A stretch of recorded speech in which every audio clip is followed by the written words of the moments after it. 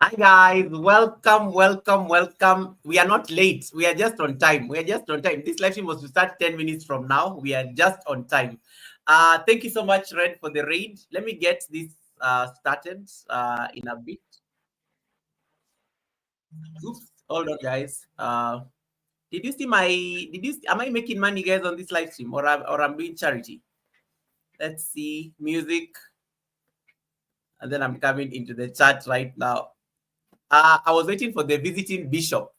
And the visiting bishop is ready. I was waiting for the visiting bishop to come on the screen so that we can set up. This live stream is being multi-streamed, so if you don't, you can watch this live stream from CrossFarm's channel as well. I've pinned his link on top of my chat. Let's get the Sunday service anthem ready. We are starting the stream shortly. We are starting the stream shortly. Sunday service, we can hang out, feel so right, building dreams in pure sight.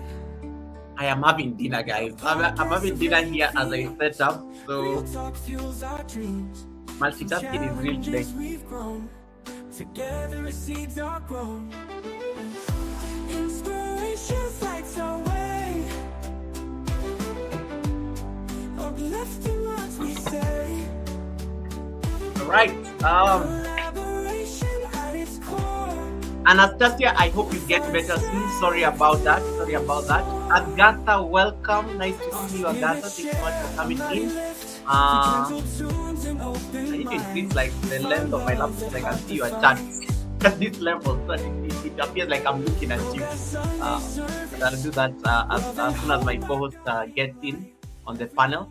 My co-host is like ready. 13 million people in the house between both our channels. So if you are on my channel, you can jump over to CrossFarm and give him a thumbs up and stay there. He will read you back. Let me catch up on my messages. Red Room, welcome. Guys, is my sound okay? Isaac's family, welcome. Thank you so much for coming in. Toya is in the house. Toya CrossFarm, Toya is going to join us here shortly. I see Eva Kika in the building. Eva Kika, you're not asleep today. Classic hairstyle, welcome. Classic, how you doing? Classic, how the donkeys are, the sleeps, welcome. Classic. And then I see Pretty Nove.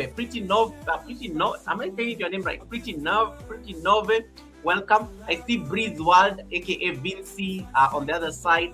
Miss Agatha Shao, welcome, Miss Agatha. It is so nice to have you in this beautiful community. Welcome to my channel. It's the first time I'm seeing you here. You are right at home. Miss Agatha and and Miss White. Sorry, is it White? Yes, and Miss White. Welcome. I see Kanle Khan. Welcome. From Hanoi, Vietnam. Oh my goodness, this house is beautiful. Hanoi, Vietnam. Welcome. I see Nadine in the building. Nice to see you again, Goga. Nice to see you too, Nadine. I am so honored to see you again. Welcome. And then I see MJ all the way from the Philippines. Kumusta, marami salamat, kabayan. Thank you so much for coming into this live stream. It's such an honor. And thanks so much, Red, for bringing your community to my community. And that's a very good, that's a beautiful blend of both our communities. And then I see Cindy Siwe Kunene is my designated moderator today as I wait for my managing mod. Thank you so much, Cindy. You've been doing an amazing job welcoming everyone. Yeah, I'm here, Alison, on the job. Nice. Pleasure, Alison. Alison, welcome, Alison. Thanks so much for that clarification. So, guys, you can watch the live stream from CrossFarm's channel as well. CrossFarm is just setting up. He'll be ready like in a few minutes. I can see he's just trying to put on his makeup. Sorry, he's trying to eat okra. He's gonna kill me for this guy when it comes to the panel. Yeah, so he's trying to get ready. CrossFarm never looks this good, guys. I know CrossFarm is already, CrossFarm and Toya, they're already a very beautiful couple. But today they are so today they're looking extra. They're looking extra demure. They're looking extra amazing. They literally, they literally came to the Sunday service and they are not coming to play. Not at all. Salamat po. I am from the US, but I live here now in the Philippines. Thank you so much, MJ. It's such an honor having you. Yeah. Anastasia, please get better soon. No worries. Get some rest. When the body is not feeling it, it's important to get rest. I have a special ninja sticker for you. Red Room says, oh, wow. Thank you. I will come and see what you've done on the membership thing. Now, the people who are on Red Room live stream, was he able to raid, or he raided using his, he just told you guys to like go to my live stream? Was he able to raid, or he pinned me somewhere and then he told you guys to click? I will know whether he put you on a flight or he put you on an Uber. If he put you on an Uber, I'm going to rewatch that live stream and see how he was able to send you guys here. So were you guys raided, like were you put on a flight or you were put on an Uber? I want to know. I want to know before I start complimenting him for like being able to raid. Twice the Mua cross, I'm not so sure. That is from Eva Kika. Did you say you live in Ethiopia? Not at all, MJ, but Ethiopia is my neighbor. I live in Kenya. Ethiopia is just above here. Ethiopia is just above. Ethiopia is just above. Ethiopia is just above, like in the north. It borders Kenya in the north. And then I see Toya never disappoints. Hey, you guys are already making Toya. Toya is going to start feeling some, Toya is going to start feeling like she's taking over the Sunday service. Stop planting those ideas in her head. So, first of all, I already have received. Stop planting those ideas in Toya's head before she comes on the panel. Sandika, the lazy runner, welcome. Thanks so much for coming in, guys. Without further ado, allow me to bring Cross Farm into the house, so that in my co-host, so he has to like. I'm not going to suffer reading the chat and the co-host is here, and you all know it's very noisy and it's. Cross Farm is not demure. Cross Farm is not demure at all. This is main character energy as the Sunday service today. I better give you a warning. So without further ado, let me bring. You can see he's ready. He's ready. Before I introduce him, he's ready. You can see him hanging out there, setting up his studio, looking all white and stuff. Look at guys. Look at the way people have studios in their. Look at the way people have studios in their for their channels. Look at the way people have studios. Look at the way people have studios. Where is your studio? Teacher AC, welcome. I see Cross Farm family is already checking in. If you're watching my live stream, and you don't have Cross Farm 5, click on the pinned link. It will take you directly to Cross Farm channel, and you can be able to catch the live stream from there. We are multi-streaming on both channels, so you're able to watch the live stream on Cross Farm's live stream, and then he will read you back to my live stream when we are ready to read the affirmation. All right. So if you have not yet connected to Cross Farm, jump there real quick. And then I see Nisa Fariwe is in the house. Welcome, Nisa Fariwe. Thank you so much for coming in, Nisa Fariwe. And then I see, hey, wait, I think I missed some chats. There. I have music friends that live in Ethiopia, so I was curious. Oh wow, MJ introduced me to those. I want to get into the Ethiopian community, because they have an amazing close-knit YouTube community that we need to bring into this community. So I'm working on that. As part of my state international relations. As part of my international relations. And then I see Special Ability Learning. Thank you so much for coming in all the way from Nigeria. We come over as ninjas. No, I want to know whether Red Room was able to raid, or he raided you by word of mouth, because I want to know. I gave him an assignment to learn how to redirect. So if Red Room was able to redirect you guys today, I am going to give him a super chat. If he raided you manually, he will have to wait until the day he's able to get that. That assignment. I will go and check what he did for you guys to land here. If he raided you by word of mouth, I'm going to know. The problem with the beauty with this redirect thing, somebody can just go and replay your live stream until the end, and they will see what you did at the end, and it will say Goga is Red Room is redirecting you guys to Goga. So I will know whether you guys plotted against me. You decided to come and lie here, because I saw people just typing Red Room raid, ninja raid. If the ninja raid was not done electronically, if it was not done like automatically, I will know. So Red Room, if you did it automatically, I'm going to give you a reward. If you just did it like with your word of mouth, forget about my reward. I will deal with you. They are laughing because they know you guys plotted. You are all laughing on the chat because clearly you all plotted about this raid. Why you guys laughing? He must have told you something. Uber raid is still raiding Goga. No, Uber raid. So long as you get 1,000 subscribers, you are not allowed to put people on an Uber. The day you got 1,000 subscribers, those problems of putting people on an Uber ended. You have to put people on a normal flight. This story of putting people on telling guys, let us go and raid Goga by word of mouth, and you have over 1,000 subscribers. That is being lazy. Uber is only allowed for people who have like 999 subscribers and below. If you have over 1,000 subscribers, then you have to put people on a flight. You have to put people on a flight. Misha Bless, welcome. Thank you so much for coming in, Misha Bless. Thank you. You think getting 1,000 subscribers you are going to have it in? Let me tell you, there's some new problems you get when you get 1,000 subscribers. When you get fully monetized, you start having new problems. Every time you grow on YouTube, you start having very interesting problems. So you cannot be doing those problems of the past when you already been elevated. Guys, it is the Sunday service. When God has elevated you, you cannot afford to be doing those things that you used to do before the elevation. Elevation requires separation. You have to separate yourself from what other people are doing and take advantage of your elevated status. I will deal with you guys. Let me invite the pastor. So you can see Cross is ready, Toy is ready. Hey, yo, guys, are you seeing what I'm seeing, guys, on the screen? You know, I was not able to see it because they're in a small box. Guys, are you seeing what I'm seeing? Look at that. Yo. What time did it change? Yo. Oh my goodness. Joya, is that you? Goga, what happened? Cross, can you stand up? I've never seen you in a suit. Yo. You were eating too slowly. Too fast. Yo. I am shocked. Yo, guys, have you ever seen Cross Farm in a suit? Look at that. Look at the way that man is looking very polished. Look at oh my goodness. I am impressed. Oh, I am impressed.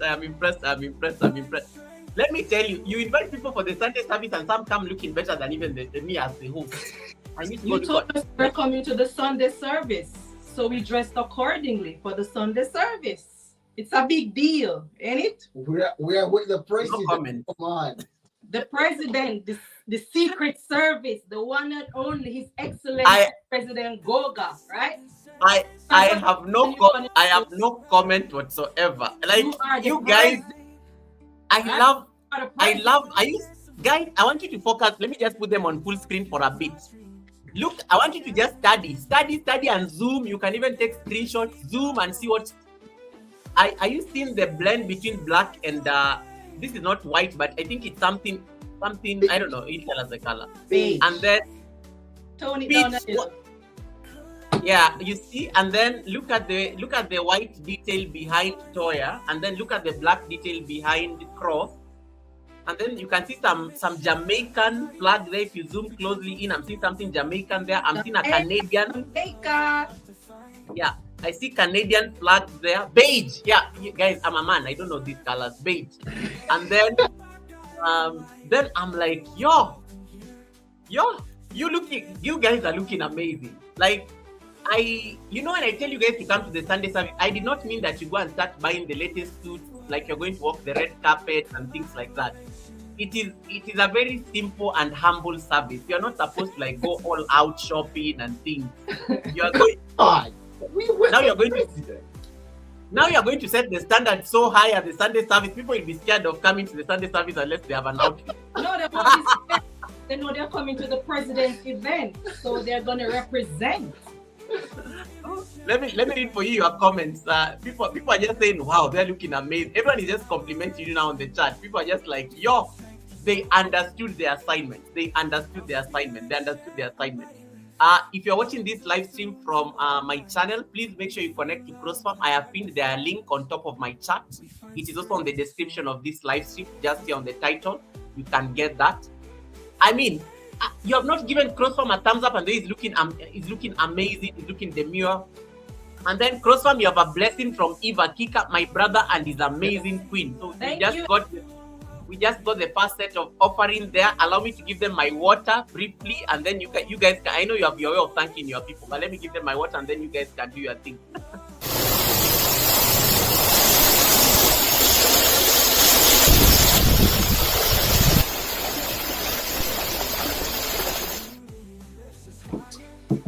We accept offerings, guys. This is always a reminder that we accept offerings in all major currencies in the world, crypto, all those things. Bitcoins, gold bars. The plate. Remember I told you earlier, Goga, that we turn on the offering plate. So watch the ads, guys. Watch the ads. Guys, remember, Watch the ads. the more you give to the president, the less receipts you will need to collect. Take the hint, guys. Toya, shh. Toya, shh. Keep quiet. Toya, you're giving too much information. You're giving too much information. So, guys, as you guys are connected to CrossFab, allow me to introduce them real quick. Then they can of course take over the show because they are my co-hosts.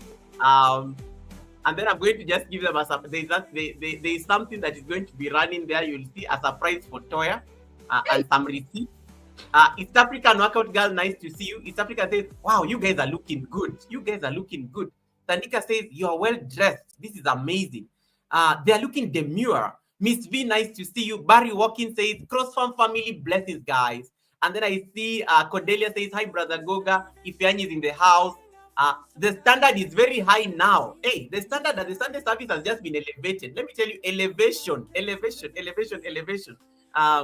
Hey, these standards are very high. Misha Bless, nice to see you, sis. Thank you so much, Misha Bless. Nice to see you, Misha Bless.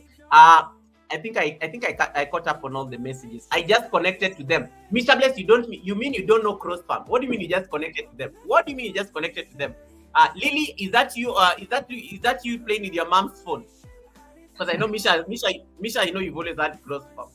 All right, so guys, without further ado, today we are joined at the Sunday service by none other than CrossFarm 5 at CrossFarm 5. That is the name of the channel. They're going to explain to us why is it 5 and not 6 and not 7 and not 10.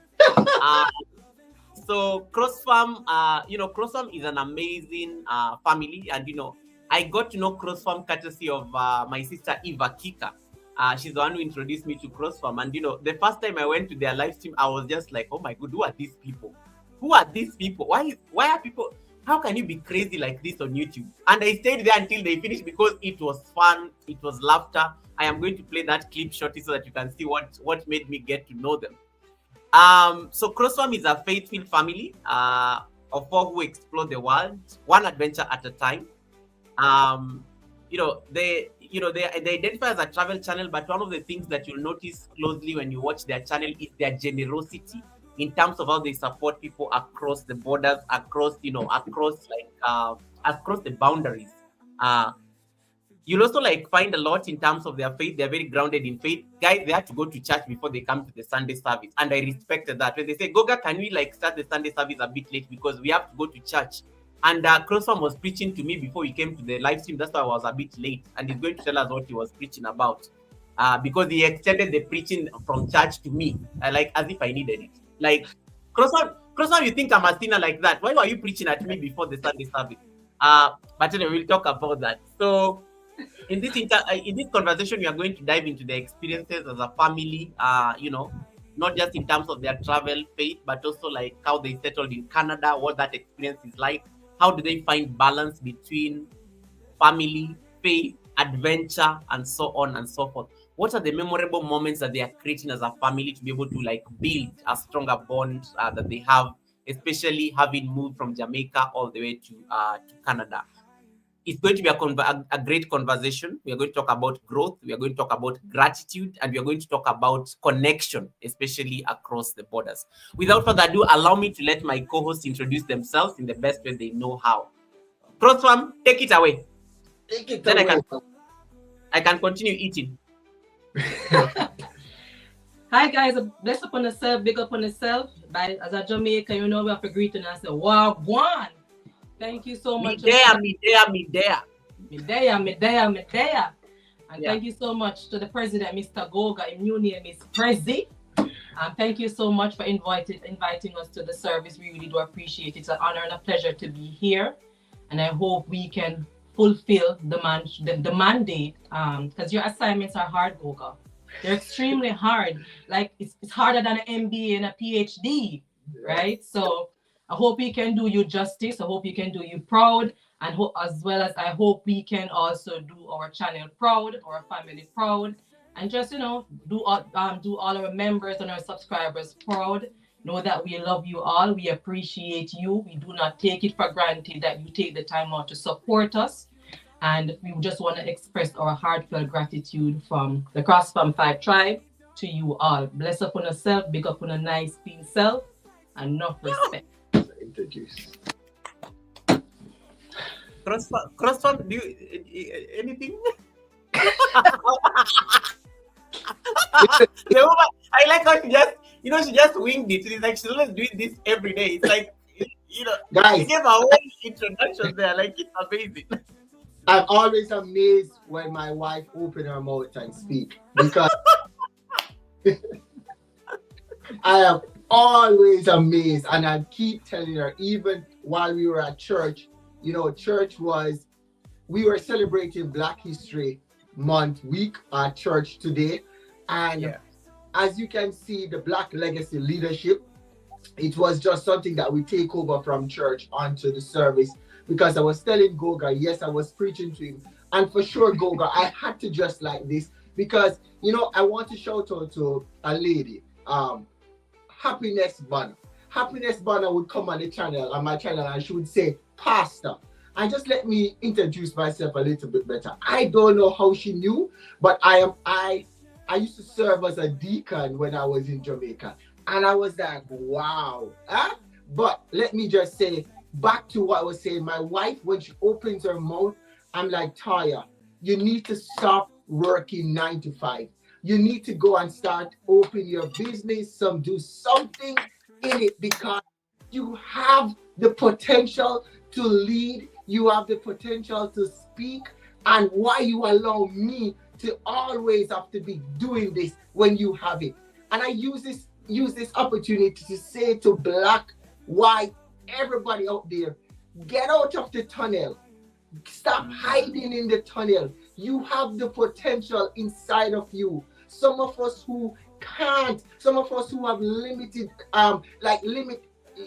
limitations, like myself. You remember the man Moses. Moses said to God, I cannot speak, God, but God used who? Aaron to speak to help him to be that person. And I'm just saying to us, let us stop hiding in the tunnel and go out.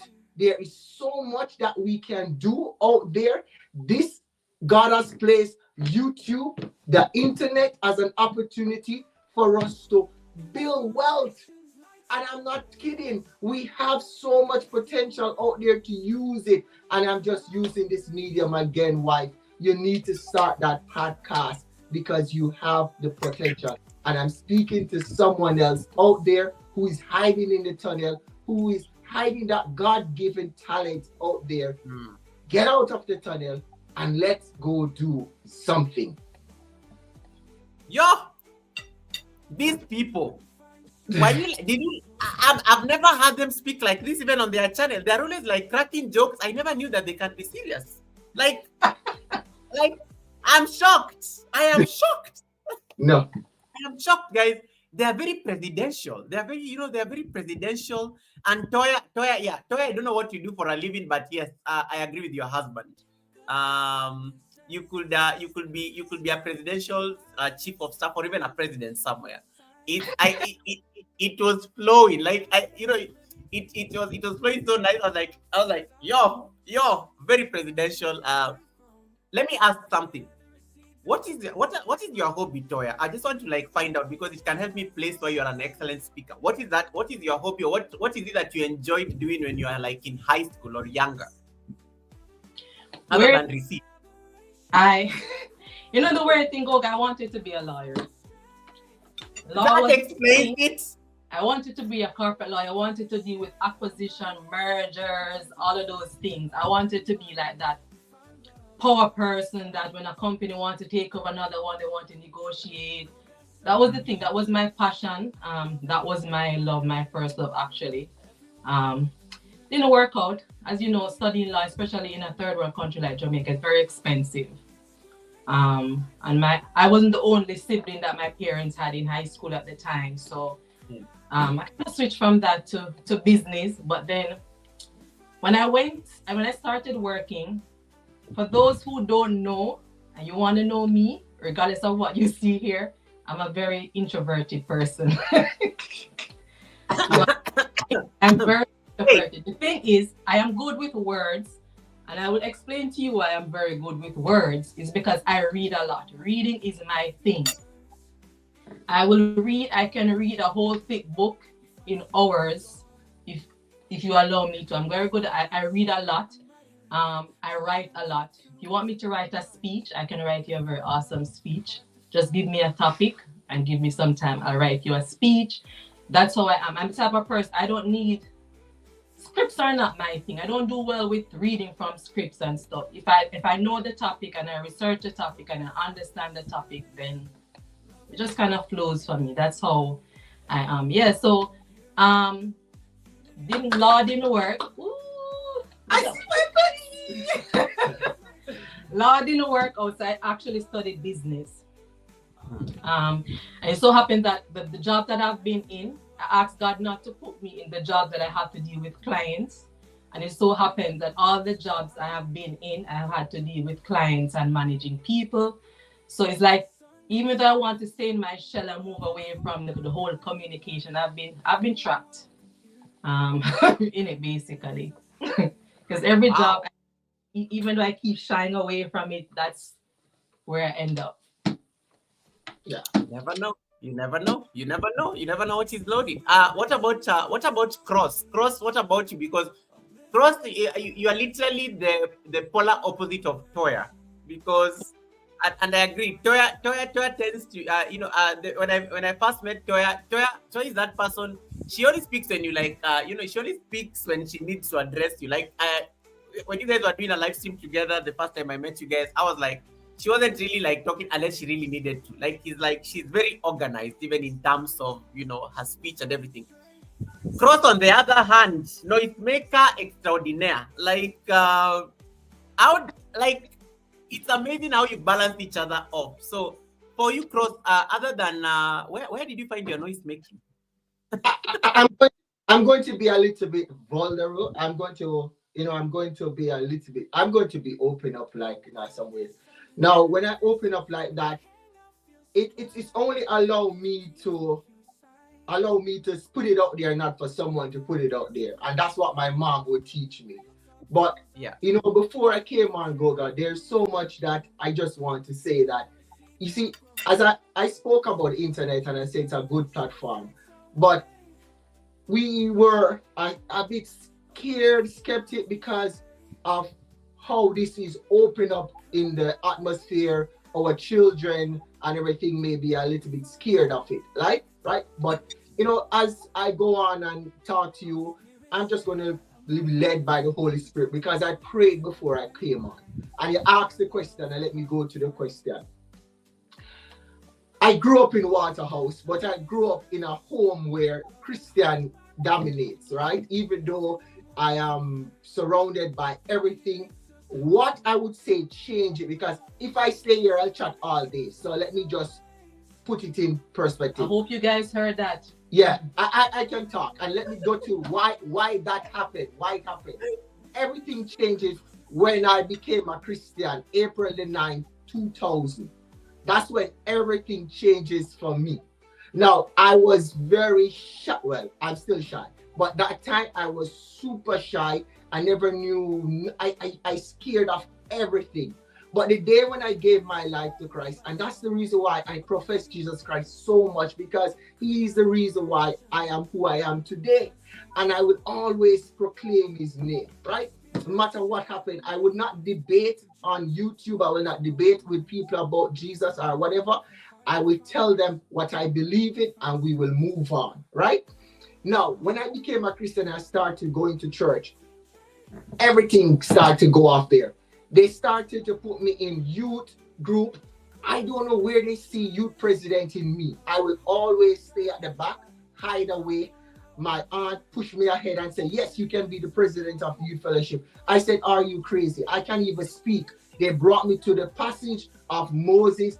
The first role I got in my church was to be in the crowd of the crucifixion of Jesus Christ. And all I need to do is crucify him. So that was where it all started off with, in church, getting involved, and I never looked back. I remember going to Barbados for the very first time through church, and church brought me there. They literally had offering plate going around and said, hey, we need to send off Sean to Barbados to go to a convention. And they literally helped me to go there. When I went there, I prayed to God and I said, Lord, I need you to help me to take away the shyness. Sabuna, my sister, spoke about it. Unlock spoke about it. They said we keep hiding inside of us that God-given talent, and we will not understood until we realize or pray and ask the Lord to, hey, get this thing out of me. Let it do out of me. Now, I'm not the best speaker like my wife. I can't pronounce words as best as my wife. I'm not the best educator. But from that day when I went to Barbados and I went to the altar and I said, Lord, if you will just allow me to get out the shyness, speak and talk, I tell you, everything turned. I went back to Jamaica. And when I went back to Jamaica, I started to put in leadership role, Goga, like crazy. And I'm like, where all of this coming from? I was the head of usher. I was the head of property. I was the head of you name it. My family struggled with me in Jamaica because what? They have to be at church first and they have to leave church last. So everything surrounded a young boy in Sean. And that's where everything comes out. So church, I would say, bring out this loudness in me. And just to say, I love selling downtown because that was a part of my life. For the Jamaicans, I sell at Maypen, Linstead, you name it. I sell all over the world, all over Jamaica. And that's why I'm so loud. I compliment my wife in the sense that she is demure, I am loud, and we like compliment each other in that way because sometimes we will go places and she will be like, Sean, relax. But I would say, Ons, you relax because I need to get that can of juice that they are giving on the plate and not a cup of juice. I am going to ask for the can of juice. Yes, guys, he does it. When they're going around and they say, would you like a cup of juice? And I say, yes, please. And I take a cup. He says, can I have the can, please? Yes, I need the can. Yes. Like, that's who I am. I'm like, oh my God. So, can't you just take the cup of juice like everybody else? So with that said, for me, schooling was a big thing for my parents, but I just never liked school. What I really loved was, and this is what, I grew up seeing my grandparents, my mother, everybody owning their own business. So my grandfather, he left from Manchester and he came to Kingston and started a plumbing business. Uneducated boy, but he had a successful business thing. My mom was a hairdresser, she was a plumber, everybody opening business. So in my head, I want to be an entrepreneur. But this is what messed me up in high school. Entrepreneur and accounting, or the word should I use, chartered accountant. I never knew what was the difference. So I went into accounting thinking it was entrepreneur I was learning there, but really and truly it was chartered accounting I was learning there. I left school every Wednesday just to be at the market to sell because I want to become an entrepreneur. That's what I want to become. Everything goes right around. My mom said, Sean, I believe you should go in plumbing. I said, Mom, no. I want to become an entrepreneur. I'm doing accounting. But she said, no. That's not who you are. Stay where you are. But again, as I said, I was so focusing on becoming an entrepreneur, not knowing the difference. Anyway, it goes right down to becoming that.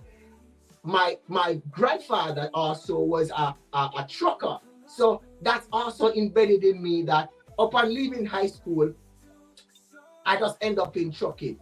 The side hustling was, I always was doing side hustling, guys. I never had one job. I always was doing side hustling because I want to become an entrepreneur. That's what I want to become.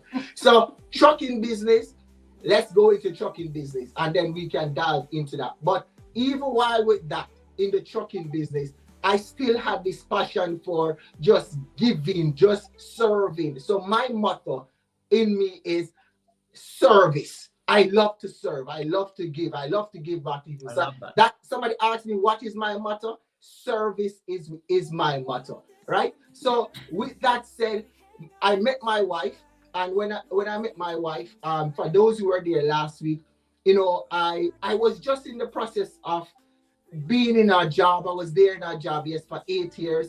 And my aunt said to me, before I met my wife, my aunt said to me, Sean, you need to do something else. You need to, set yourself better. You need to get yourself out of this truck world. But the truth is, there's nothing else giving me joy than to serve in church and to drive. Nothing else than to that.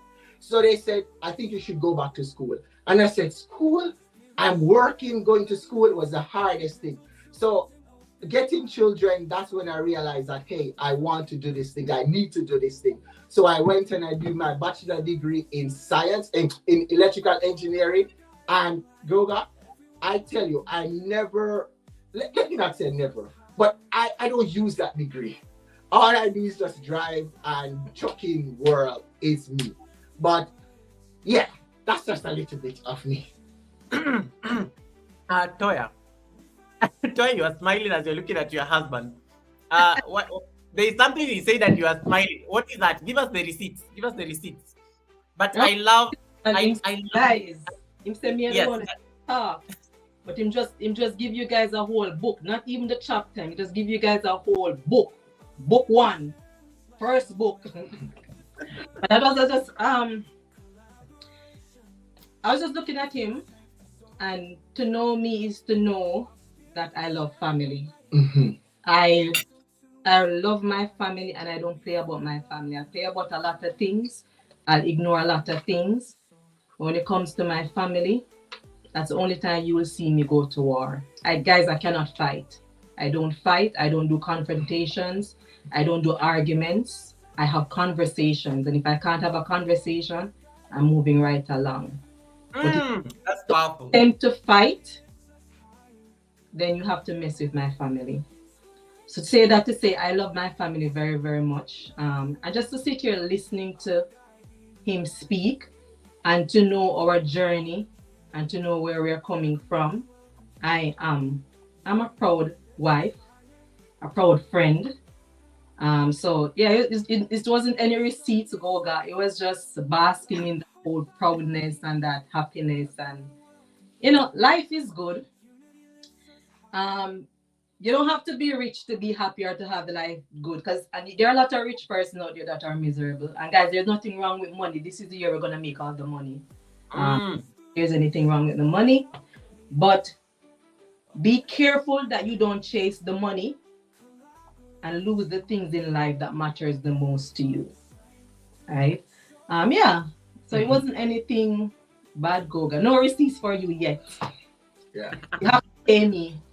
I take gold bars. So yeah, that's pretty much what you would say, Goga, like push me even now to go on YouTube, because I'm like, here's my wife who can speak well, who organizes herself well, and there's a platform for her to either teach somebody. Because before we came on, we were looking back at some flashback what we had at church, and I invited her to speak to the men's group when I was in charge, and I introduced the men group to a program where we asked them, like we had a panel. It's not a panel discussion, but we brought Taya in to speak to them about resume building, customer service. How do we attire ourselves, or do we conduct ourselves at a restaurant? And I'm like, hear her just speaking to them when I invited her to speak there. And I'm like, Taya, why you constantly hide this inside of you? Till the point where person will say, oh, you're not shy, you're coming up. But I'm saying she had it inside of her. She had it in, and that's what I'm just saying, guys. I won't stop stress this when I'm here right now. Break the fear, break that fear. And that's one of the things that my late pastor, and you'll hear more about him as we go on, he said to me when I was about to start university. I said to him, the amount of time that I started school and I stopped, you want me now to go and pick up a 4-year program at a university to start? And I said, I'm going to waste all my money because I remember telling my mom when she came to school, big up to all the Norman Manley High School past graduates, yes. They called her at school and she said, this young man, we have not seen him in class for many days. And I said to her, and I said to the teacher, and I said to my mom, I'm not going to be a gangster. I'm not going to be anything like that. All I want to do is pursue my goal and my dream. And as I tell you, I wanted to be an entrepreneur. So I left school every Wednesday just to go and sell at Falmouth. I never attended class on a Wednesday from 9th grade or 10th grade, I believe. But I'm just saying that to say, when my pastor said, stop that and go do this because that's in your too, I was shocked. He said, promise me one thing, Sean, that you will start that degree. And if you fail the first semester, stop. And I said, okay then, I'm going to go ahead. And I went and I did the first semester. All and behold, the first semester, it was a breeze. It was like slid. It was like, oops. Only to realize that second semester, what did I get myself into? But saying that, university for me, and I still have those classmates up to right now. We are in a WhatsApp group. We held on to each other. And this YouTube, we are in a community, and I'll speak more about it. When you have a community and we decided that we are going to hell born and loose, we are not giving up on our degree this time.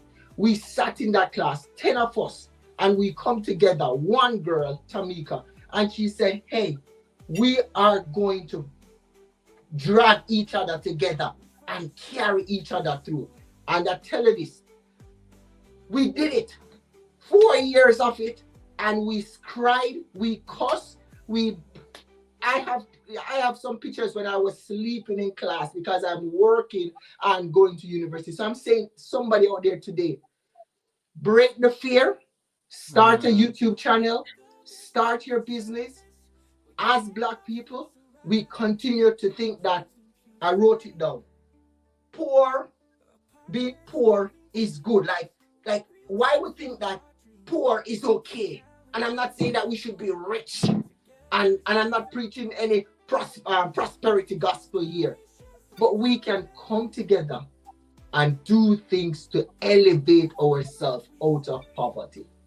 Yeah, that's true, guys. Yeah. Don't sit and accept societal norm. Yeah. Don't let anybody tell you that you can't. I can speak to that. Don't let your situations define who you are. I'm not from a rich family. Part of my life, I grew up in the country.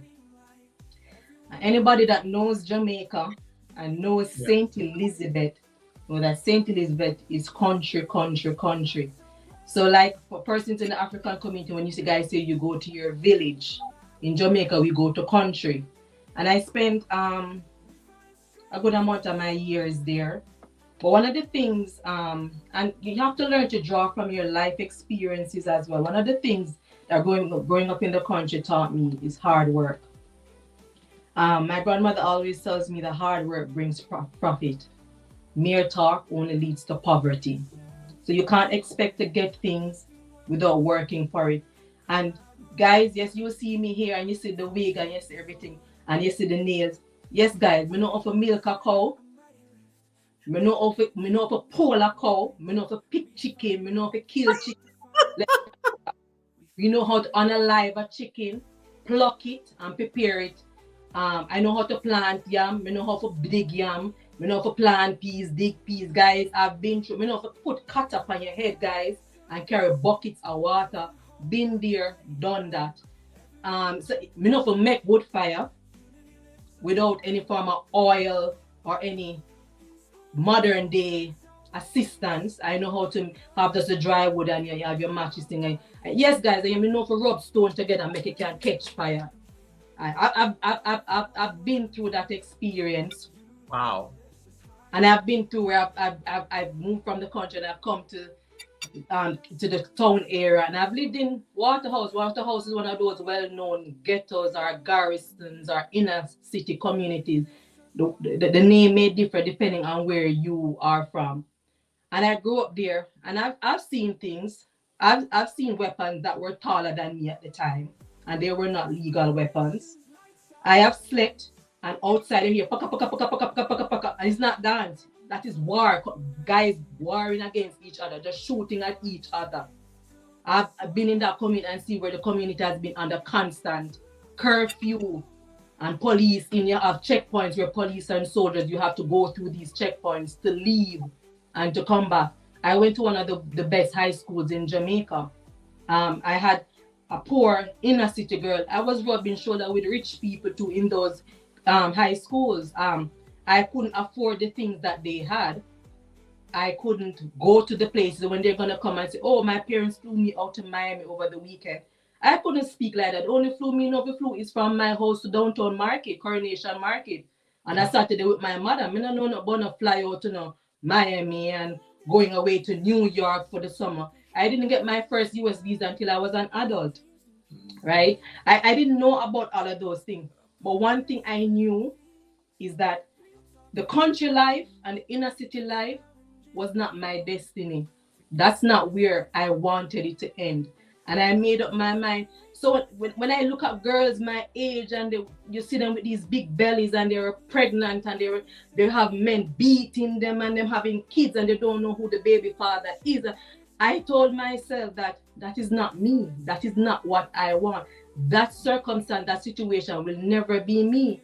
I was a house rat. When I came to the Waterhouse to live, that's where I met my husband. I don't go outside. So my mother was just to me something. You can't go on the veranda. And no, I sit inside. I was at the furniture. Maybe at times when you look at the furniture and look at me, you couldn't tell the difference because I was so much inside. I was reading books. Books were my thing. Books were my go-to. My grandmother used to buy me books. Mills and Boone. At 6 years old, I was reading a whole case encyclopedia. I Mills and Boone, all of the books, encyclopedia. There were things that when my grandmother wanted letters to write, she would at 6 years old she would just sit and dictate a letter to me and write it. And all she does is sign it and fold it, put it in an envelope, and I take it to the post office. I had the privilege, even though I had to go through some of these, I had the privilege of being introduced to education very early because she was a teacher, and she introduced me. She says, if you want to survive in this world, you have to learn to read. Don't see your name on a bulla. And if guys, if you know bulla is a big cake thing, and she said, don't see your name on a bulla and eat it and don't know that it's your name is on that bulla. She said, don't do it. And I remember she said to me, when I actually did common entrance twice, at 9 years old, it was seen fit for me to do common entrance. And I was only given the opportunity to do it because of my age, because of my education, the level of education I was at. I was not at the right age to do it, but I was given the chance to do it. And you have to learn, and it's something that I instill in my kids from very early. Do not take education for granted. Yes, everybody will not be a CEO. Everybody will not be a CFO. But guys, even if you decide to go into a skill, even if you decide to go into construction, if you can't read and write, how are you going to read those plans? That's true. If somebody come and say, okay, I need you to run the electricity in this place, you have to know how to. Everything is about plans. You have to know how to read the plans. If you can't read the plans, what are you going to do? Yes, some people have been gifted enough to be able to wing it, as we would say. They can't read the plans, but they're just so good at what they do that they were able to wing it and ride their way through the system. Not everybody will have that opportunity. When I was in high school, I made up my mind that when you're ready to leave high school in Jamaica, you have to pay to do your subjects. And I remember that I said to myself, I only had one shot at this. I can't afford to fail it. And I did my exams and I passed. When I left high school, I was like, okay, God, what am I going to do? I really wanted to do law. When I look at it, I couldn't afford to do it. I remember applying for a student loan and I was denied the student loan. And at the time, I was really, really angry because I'm saying, The student loan it was designed to help people like me who can't afford it, people from inner city and whatever. How is it? How dare you deny me of the student loan? But then in that moment and in that time, I was angry. But God has a way of setting us up for better. And in the moment and in the time, you may be angry, you may not understand why you were rejected, why you were given that big NO. But the reality is that He positioned me in a situation where I started to work and I was able to do my associate degree. And doing that associate degree, my parents didn't have to give me the money. I worked.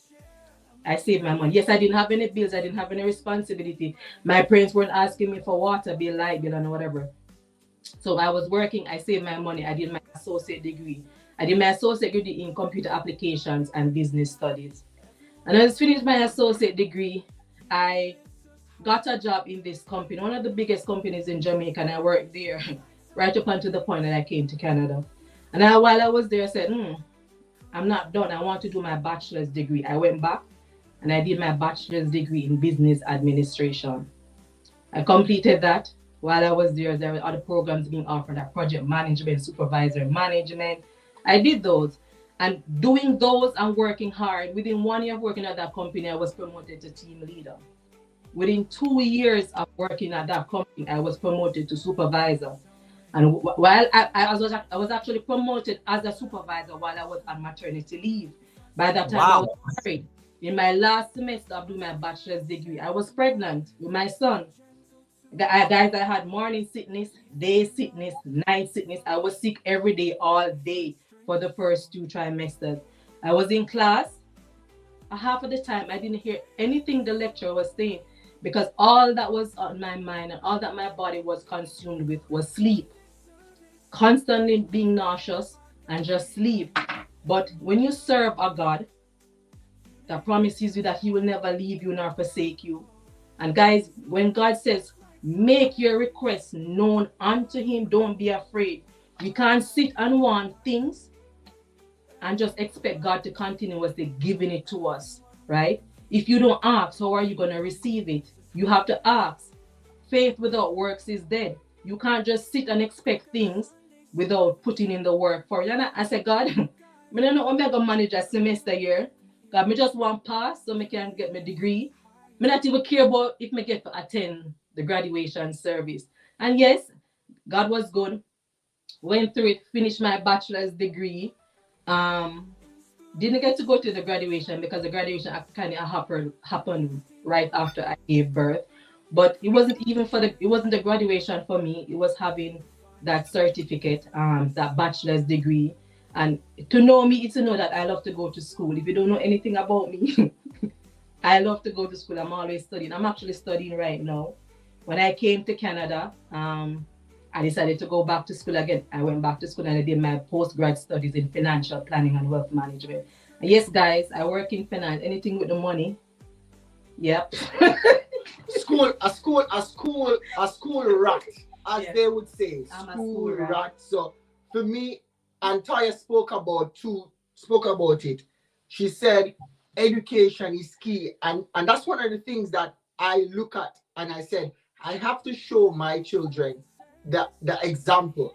And listen, I don't want to smash those persons because Taya has an uncle who's a living example of he could not read and write.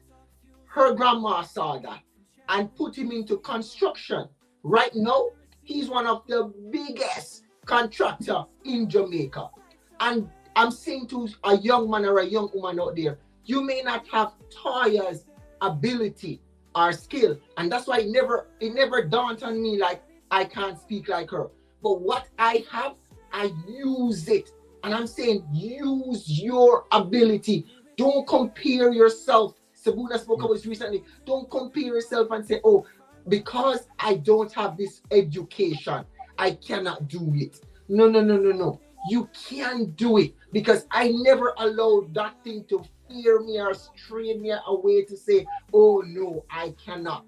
I don't have it. So what I did, I stick to what I love. And I tell my son this even recently, if you don't love this thing, if you can't tell me about it, it means that you don't love it. So what I went and did, I love driving. I will drive you from point the whole world. I would just like drive. And I use driving to carry my family right here in Canada. But while I was driving, I had to go back to school because you only allow yourself to be what? Marketable. Are you going to always do that? You want to market yourself. So watch this. While I was in Jamaica and I was doing that bachelor degree, and Goga, I forgot, I skipped this out. That bachelor degree, I lied at an interview because I went to the interview. The lady said to me, "What is your 4-year plan?" I said to her, "I am about to go back to university." I did the interview July. And she said, and I said, "I'm going back to university come September."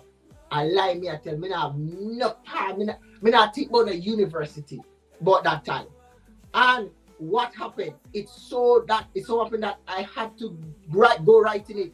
And when she looked at me and she said, at that point, I was, for those Jamaicans, I won't call a company name, but I will just say this. I was a chauffeur for many embassies and politicians. Let me just use that word. So watch this now. They don't classify drivers at the time like that to be educated. So when she hear her chauffeur is becoming doing a bachelor degrees in this, she said, "Listen, at the end of your 4 years, I'm going to speak at that university. I'm going to be the guest speaker there. Tell them." Because she was so proud of the fact that, hey, here is her chauffeur doing his bachelor degree. And I'm just saying, wow, why this woman choose to come and do this to me now? That simply means that I have to go and pursue it. So sometimes we speak out of our mouth, you better prepare for it, guys. So those in the audience, those in the chat, guys, I'm saying this to say, Taya had an experience of she being well learned. You don't always have to be well learned for you to be what you put yourself out there to be, what God gave you. When I leave high school, the only certificate I left high school with, did I pronounce certificate properly? But the only thing I left with was my baptism certificate, right? And that's why I always go back to say, Jesus saved me. And I can't stop talking about him. Let's go to YouTube. And just to know, guys, sometimes we sit and we say, oh, we can't do this because we don't have the financial resources to do it. And we blame the financial resources for us not going after our dreams. And it doesn't have to be that way. When I started my associate degree, I was earning 18,000 Jamaican dollars per month. And I had to pay 60,000 Jamaican dollars every 3 months from my school fee. Let's do the math. God worked it out. Sometimes you just have to step out in faith, do your part, let go, and allow God to do the rest. It's as simple as that. Don't worry. Sometimes he sends destiny helpers. He sends the scholarships. He sends all the things our way. And I didn't even do it with a scholarship, because every time that I was supposed to apply for the scholarship, something happened and I missed the deadline, or apply for one and I was told, oh, your situation is not as deep as or as unique as another person. It goes to another person. But nevertheless, it all worked out. If my grandmother always said, if you want good, your nose have to run. So nothing not gonna come easy. Not everything is gonna come to you on a silver platter. But if you want it, put the work in, put your back into it, and get it done. Goga, I pinned that comment on my chat, Goga, and Alicia said something there on my chat, which is profound. Alicia, I got it. Is it this one? Yeah. And I tell you, is it this that she said here? The amount of time that happened, Alicia. And for me, I can tell you, I even know, I'm telling you, I said sometimes I am so scared, because when they elevate me to be a supervisor here in my current position, I was shocked and I shied away for even the manager role. I never applied for it. because I am saying I don't have the ability. I don't speak well. I'm afraid because the Canadians will say, oh, I'm speaking and I only speak patois. So I know what she's going through right there, but we have to break the fear because you know what? Just as so I'm speaking right here, I never prepared to speak like this, but God will put words in your mouth at the time for you to speak, but you also have to prepare yourself. So what will happen? You have to go into the background, you have to do the work, and what? God will elevate you and put the things that needs to be done right there for you to get it done. I'm just saying. So yeah, on that note right there. Sorry. I love it. I love it. And let me just highlight a few comments. And guys, I love the engagement. I love the messages you guys are dropping on the chat. It's really beautiful. It's really man, like it's so touching. It's so inspiring. You know, I'm so glad I have this co-host because today I feel so relaxed on my live stream. I'm not even suffering. I'm not bothering. I'm not even asking questions. They've taken over, and I love it. And I love it You because owe me a gold bar, Goga. leave me, love I'm me, taking gold bar. move. Yeah, Yeah. and then Robin says, and I like what I'm going to come back to what Alison was saying. Alison was saying, I am so scared to take a promotion at work because I feel I don't have what it takes. The fact that it was offered by my boss says something. Absolutely, it says Yeah. something. And Yeah. that's what Toya was just talking about earlier on when she was talking to, I mean, she became a manager while on maternity leave. What further inspiration do you need out of that when, what it means her work was really standing out and, for even to be considered for the position.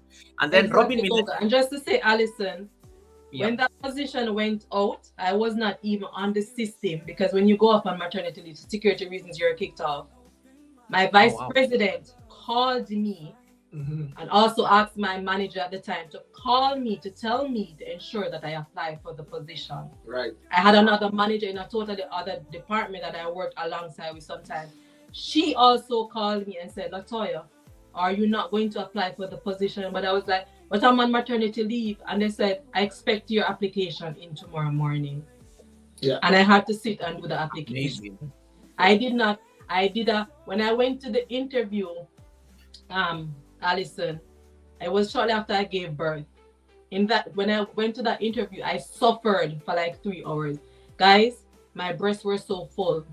My son was left with my mom. And because my body was used to breastfeeding at different intervals, I wasn't able to breastfeed because I had to go to the interview. And when I went there, they were running behind schedule and my breast was full. It's a good thing the voice said to me, Toya, bring some extra breast pads with you. And for the female, you know the breast padding that if your breast starts to leak because it's full, the breast padding kind of absorbs the liquid. And guys, this was me about 4 times before going into the interview, going into the bathroom, changing the breast pads, checking myself. I had made sure to wear black because I said, okay, if I get messed up, it won't show through the black. And I went to that. When I went back home to my son was there screaming because my mom was trying to feed him from a bottle. He would not have the bottle because at that point he was only used to the breast.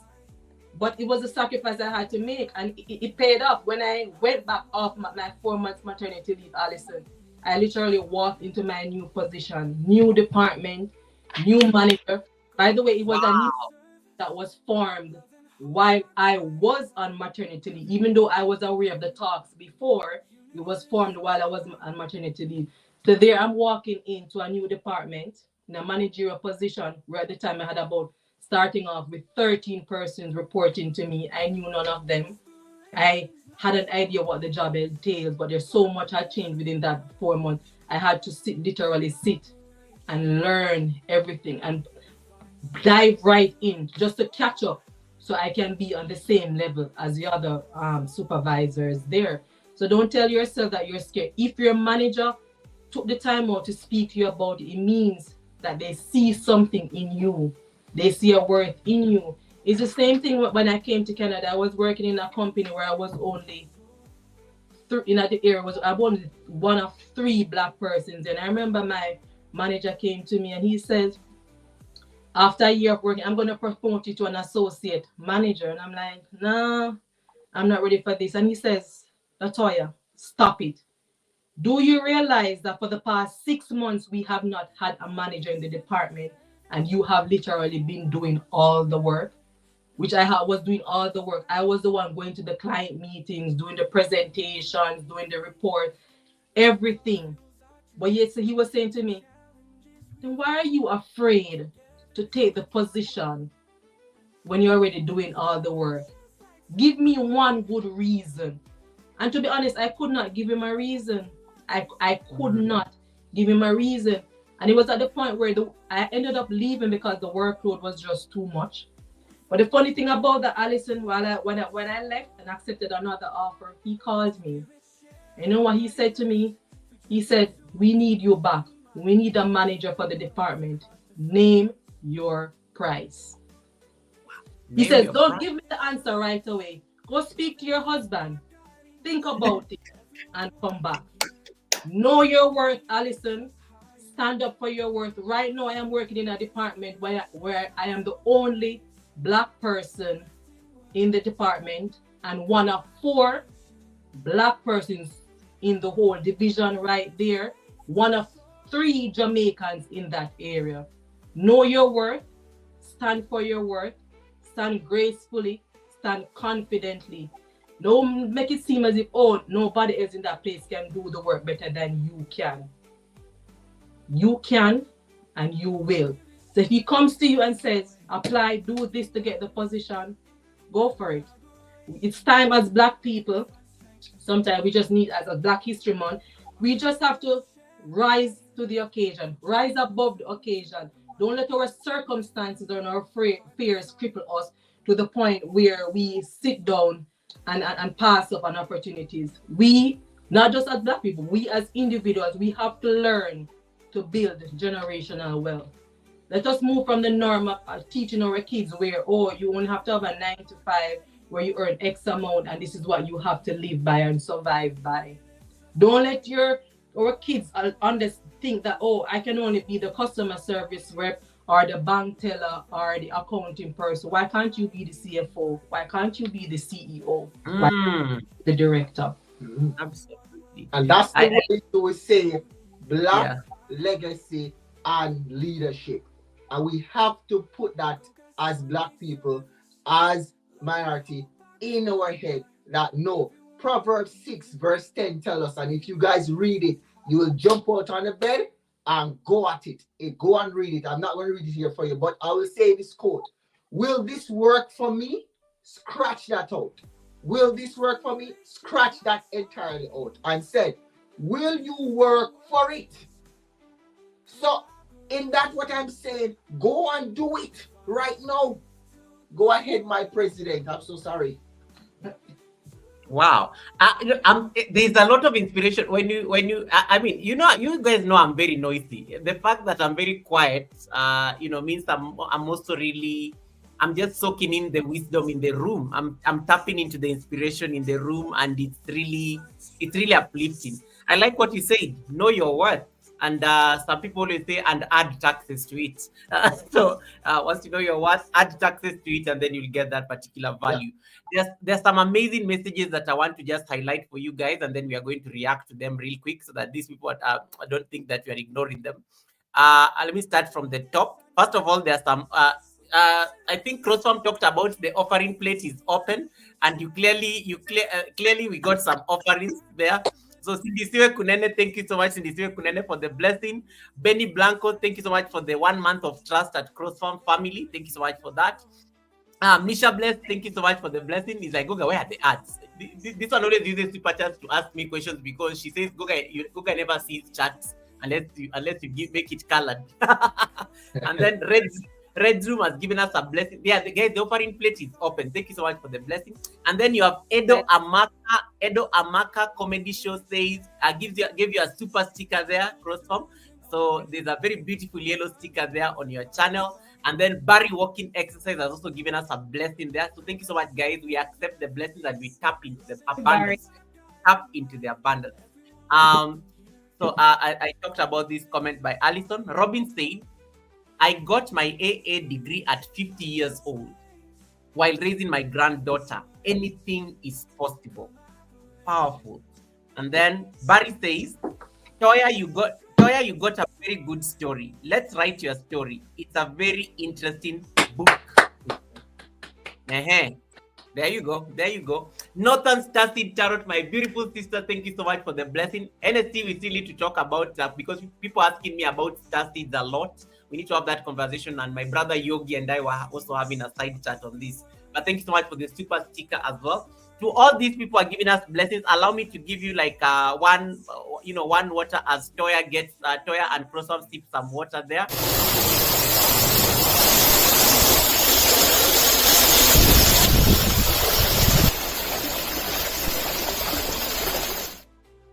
May your pots brim in abundance. Thank you so much for the blessings, guys. May your pots brim in abundance.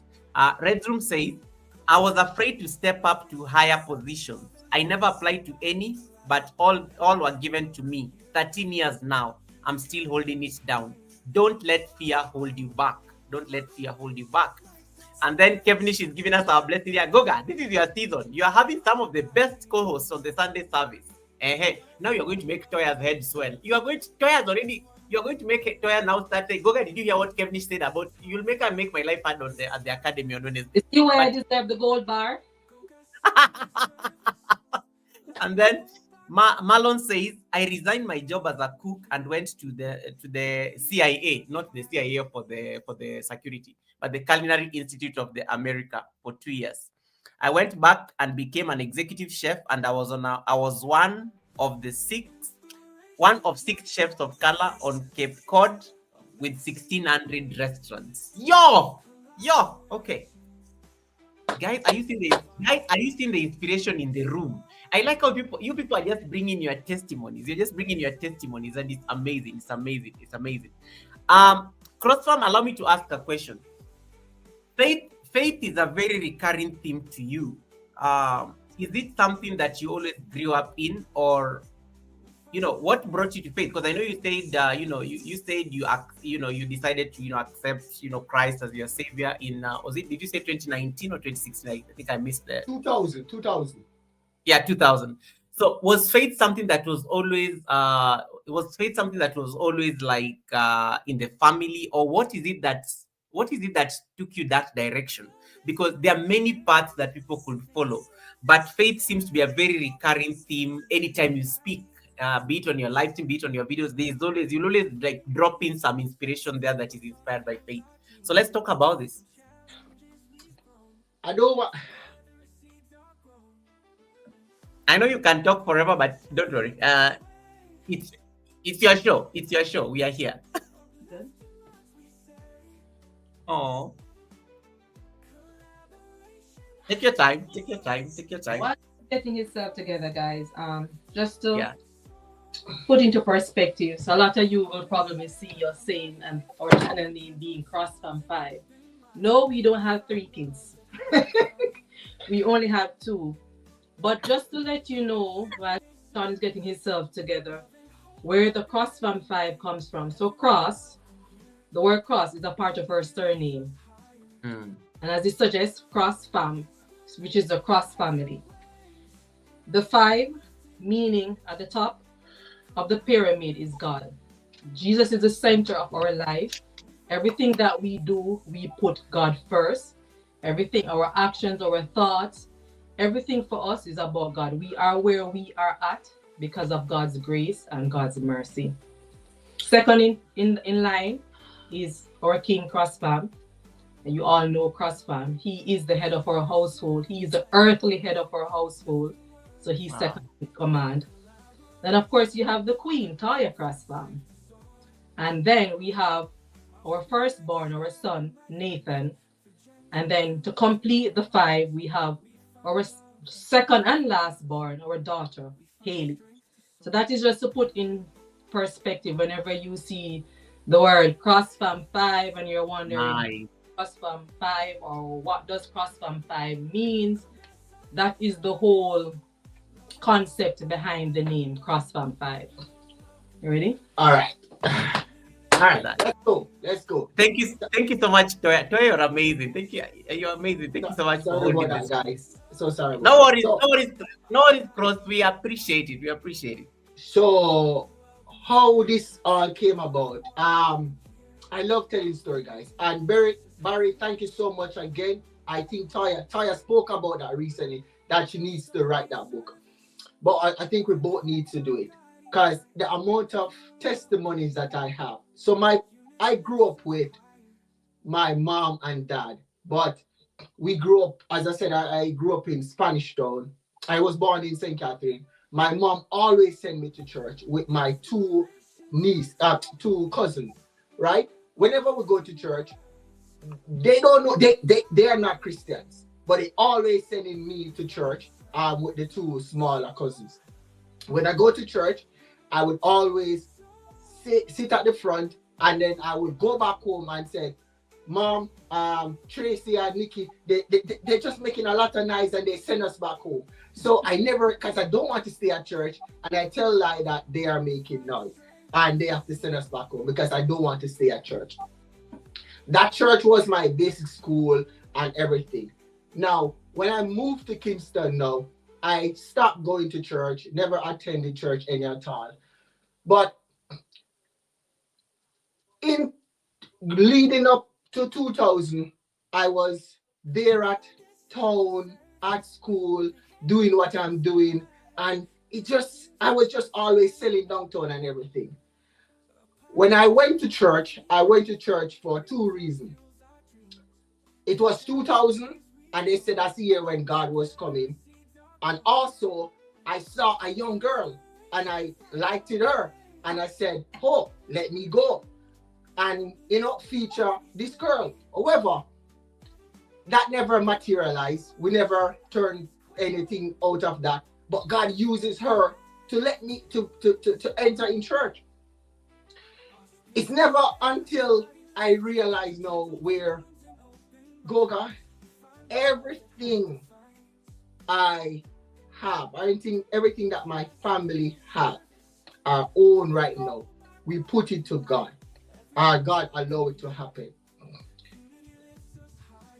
When I enter in church, I fall in love with every activity, as I said, and I remember leaping by faith, leaving my job downtown.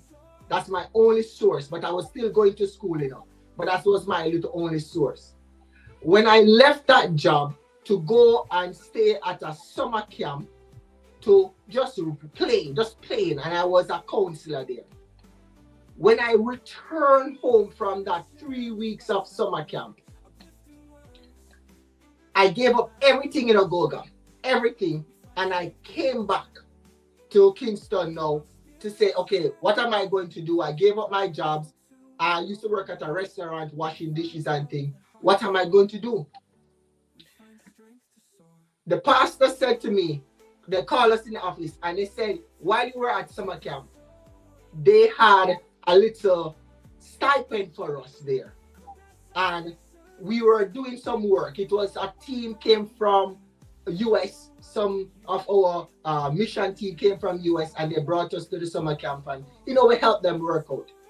Now they gave us a stipend, and in that stipend, the pastor said, I'm not asking you to, I'm not forcing you to pay to give an offering or anything, but I want you to understand, you never knew that you were getting this money.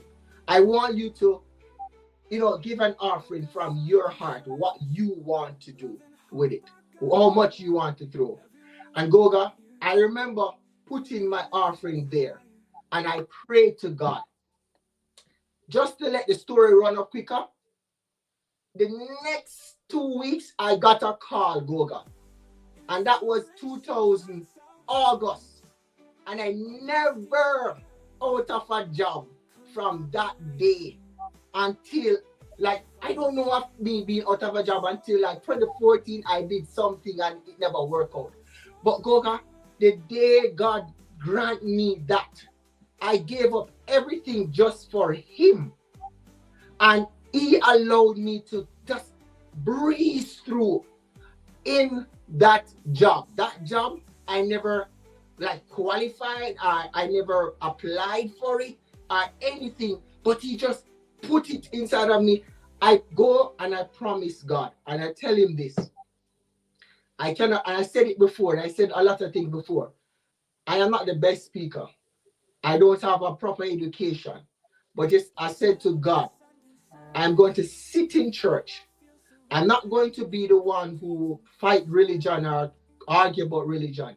But God, the thing that you have done for me, I cannot turn my back against you, God, because you allowed everything to happen. How did my wife see me? It was only Jesus Christ. And I spoke about it last week in the thing. It was when I gave my life to Jesus Christ, because I was looking my wife before I became a Christian and she never looked at me. But when the moment I become a Christian and I start to, do a thing, I think God just made it. So Goga, the amount of opportunity the Lord has placed in my hands it's like I owe him my entire life. I can't do nothing without his being in the midst of it. So I will walk, speak, sleep, the Rastafarian, the Muslim, the you know it.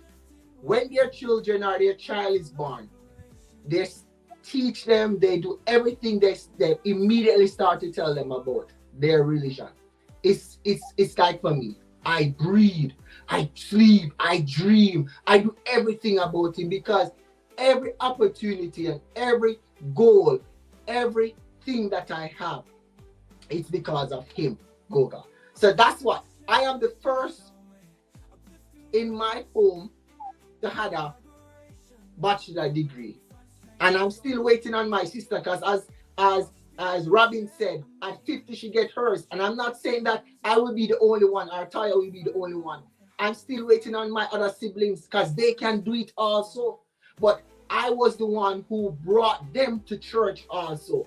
So it's like when I met Christ, my entire life just changed, Goga.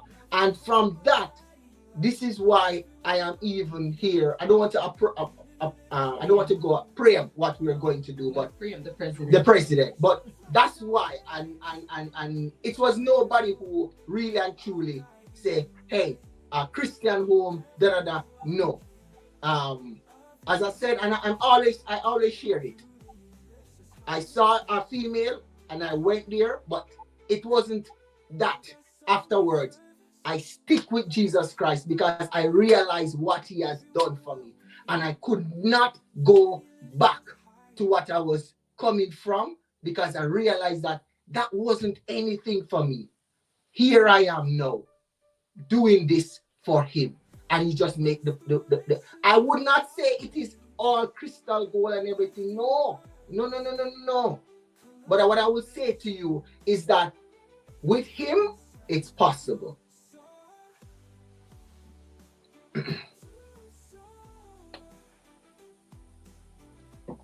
Wow. Oof. Toya. I want. Do you guys need to guys? I want to acknowledge Kevnish. Thank you so much for the blessing. Kevnish has gifted a membership that has gone to Inner Beauty and Blessing. So congratulations to that. I disappeared from the screen. I was trying to look for some receipts. Yeah. Barry says, blessings, my brother. God is good all the time. And then the Roses twins, nice to see you. Thank you so much for coming in. The Roses twins are here. Appreciate you as well. And then I see Red.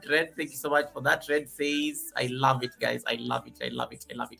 Guys, if you have not connected to CrossFarm, I like how Toya explained the meaning of CrossFarm 5, and it's the 4 of them and then God at the top. And then somebody was saying, when are we doing CrossFarm 6? And I'm like, stop receipts. Stop mix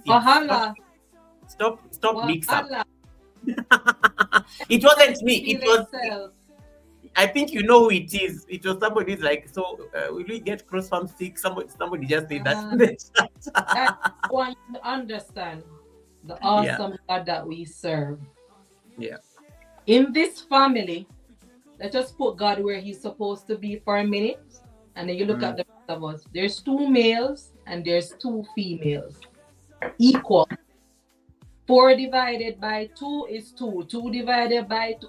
There it is just even numbers, no odd numbers. We're not working with any odd numbers. God, when I got pregnant, guys, with my son, I wanted a girl. I really wanted a girl. God gave me a son. I'm like, God, really? A son? I'm not a boy, man. I'm not a boy. I'm a girly.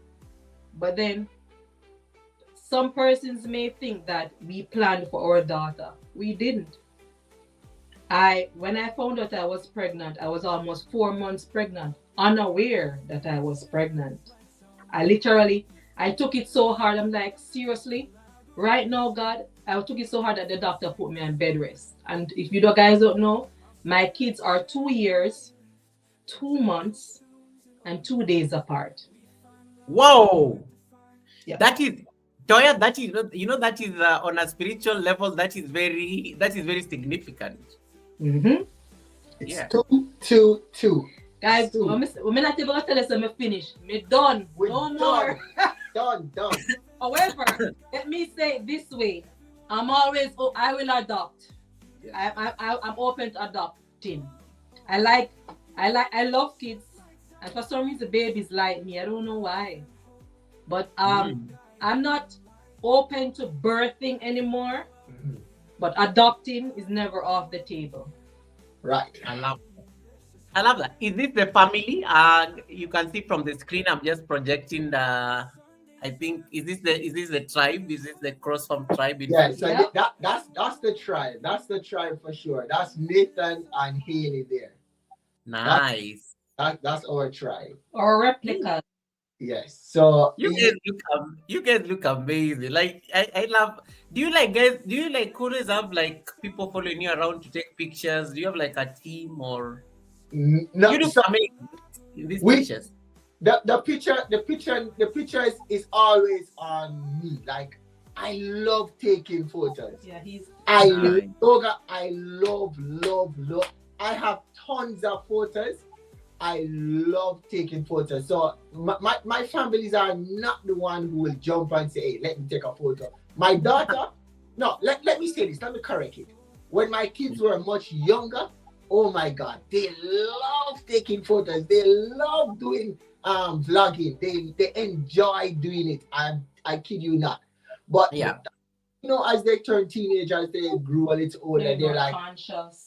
Daddy, let us get out of this. Yeah. They only want to take it when they want it for a particular purpose. Yeah. So like no, they don't want us to be invading their space and be like, why daddy, why?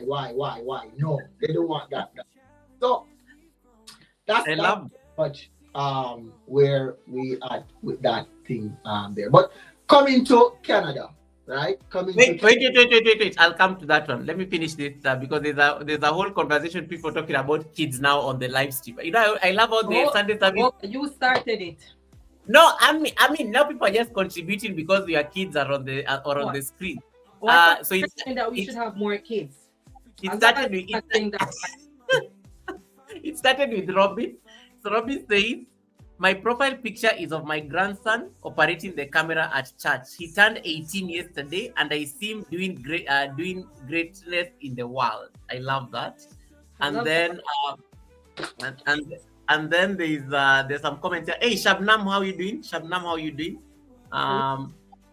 Yes. So let me see. There's a very beautiful comment here that I want you, Toya, to respond to.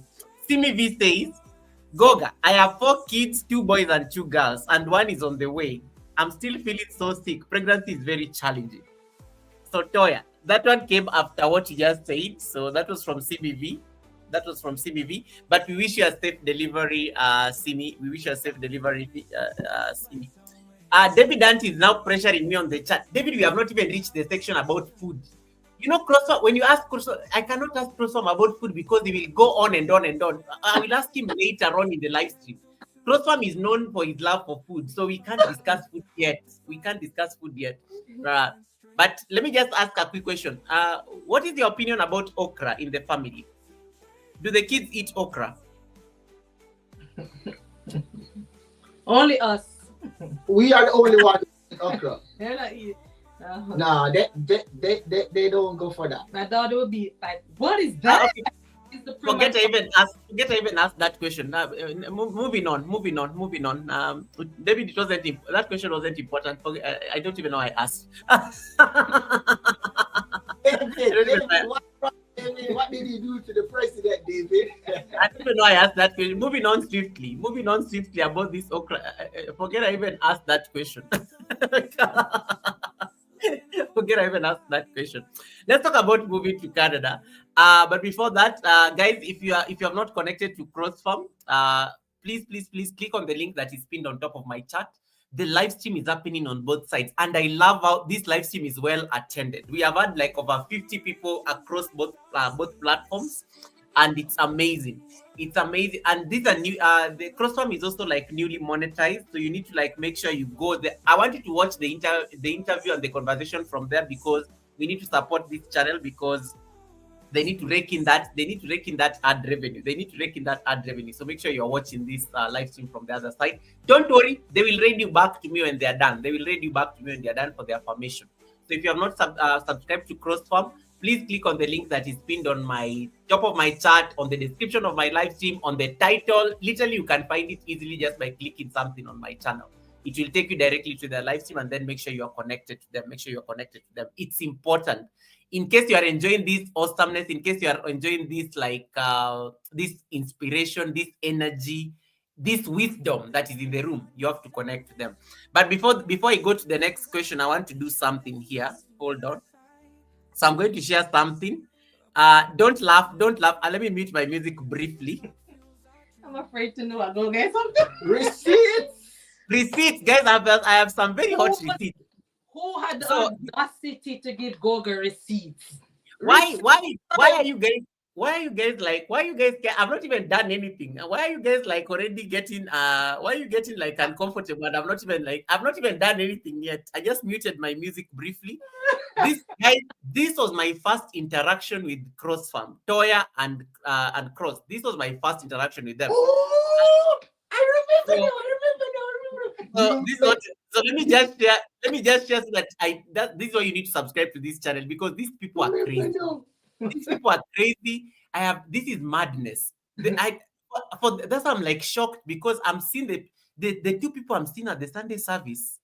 I am shocked. They are not the people I met the first time. They're totally different. So I'm going to share this so that you can see. Hey, Zelen, welcome, Zelen. My sister Zelen is in the building. David Ant is giving you a blessing, guys. This is for the anti-okra. David, big up yourself. Big up your nice, clean self, David. I don't think I've seen any. Thank you, David. David, leave me alone. David, I don't even know why I asked. Why did I even ask that question? Because the problem is he was drinking okra water. He was drinking okra. Ask that question. Okra baby. Okra baby. Hey, Crosser, don't you guys like need water or something? You've been talking here for the last 1 hour, 30 minutes. Don't you like? I've not even seen you sipping a glass of water. Oh, okay. Just check it. All right, guys. This is your favorite. These are your favorite co-hosts. Watch this. Is the one I got flour? Yeah, I'm get flour the most. Watch this, guys. Watch. This is your favorite couple on the screen. Hey, Goga, ACU. All right, so my one is E, and I have seconds to come up with a song that is E. Everlasting love, your everlasting love is truly your everlasting love is truly amazing. I don't know that one.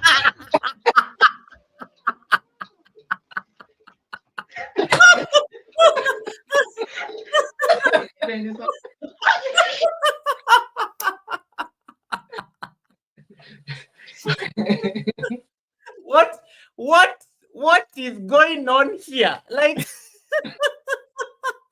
and it's amazing because I know the kids were around. Guys, this is the channel. This is your favorite couple on the screen. This is the first time I met them. And the way I love receipts. Let me tell you, I was stuck on that live stream until the end. Like, I did not leave because I was like, they're going to surprise me. They're going to do something else. I had to stay there the entire time because I was so invested. I was so invested. But yeah, let's just replay it again to the people who missed it. Let me just a bit, just a bit. It's got 2 minutes. It's the drama started at 22 minutes. Yeah. Yeah. And that is it. Everlasting love. Look at Your Toya, guys. Look at everlasting Toya love waiting. is truly your everlasting love is truly amazing. I don't know that one. There's no such song.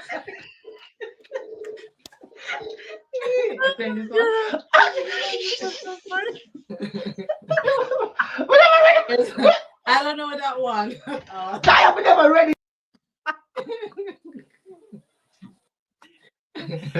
Okay. That was a good commercial break, guys. That was a good commercial break.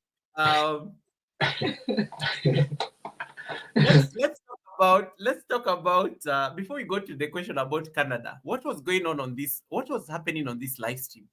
What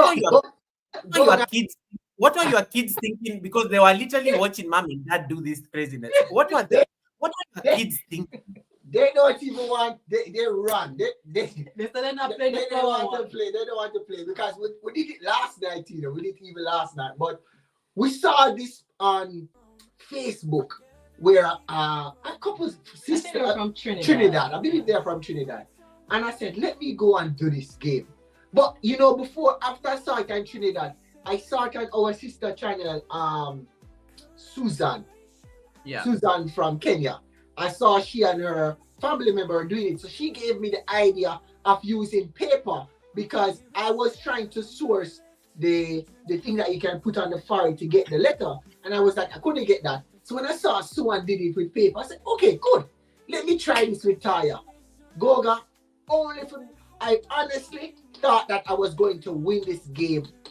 Because in my head, Taya don't know music. He knew all of the music then. Every time it's my time, I freeze. And I'm like, God, help me now. Help me, please. There was a time when there was a Ralph Lauren's question. I think it was a clothing brand. And I was like, I could not remember till one of my friends who used to work and sell downtown, she called me and said, Sean, I was watching your live and you tell me you sell clothes downtown and you can't remember Ralph Lauren's? You can't remember these things? Every time I start a game, Taya did one when she said, Zim Zima. Go, yeah. Go. All the Taya come with that is beyond me. I don't even. That was so funny. That was so funny. I was like, wow, this girl is smart. Like she's good. Exactly. She's good. She's very smart. I was not going in that floor. I was shocked, Goga. I was so shocked that when she said it, I was like, no, this is crazy. I can't do this song. So it's just blow me away. Whenever we start a game, I was like, you know what? Let me just relax because as much as she's tired and sick, she gonna mash me up and things. So guys, to know me is to know that I do not like to lose. Yeah. So I don't do anything under the sun to lose. But I love your competitive spirit because that game I think you totally like fought that flat thing. You are not going to do it the entire time. Crossfarm ate the flat I don't know how many times. It's like boom, boom, boom, boom, and I was just like, oh my goodness. She was determined that she's not losing that game. She was not going to lose, and she just click, like just click like clockwork, and stuff like that. But yeah, she competitive in that way. But I really want her to be more competitive because me. I am not afraid to do like adventure. Like recently, there was several adventure that we want to do. Let me just give you. Heights. I am not doing let me give you an example, guys, and I'll go way back to when Taya needed, when Taya was pregnant. And this is it. For those who are in Jamaica understand what I'm talking about. Taya was pregnant. And this was way in the hours of morning. Taya said she need crab. Yes. Who? Crab. Crab. Yes.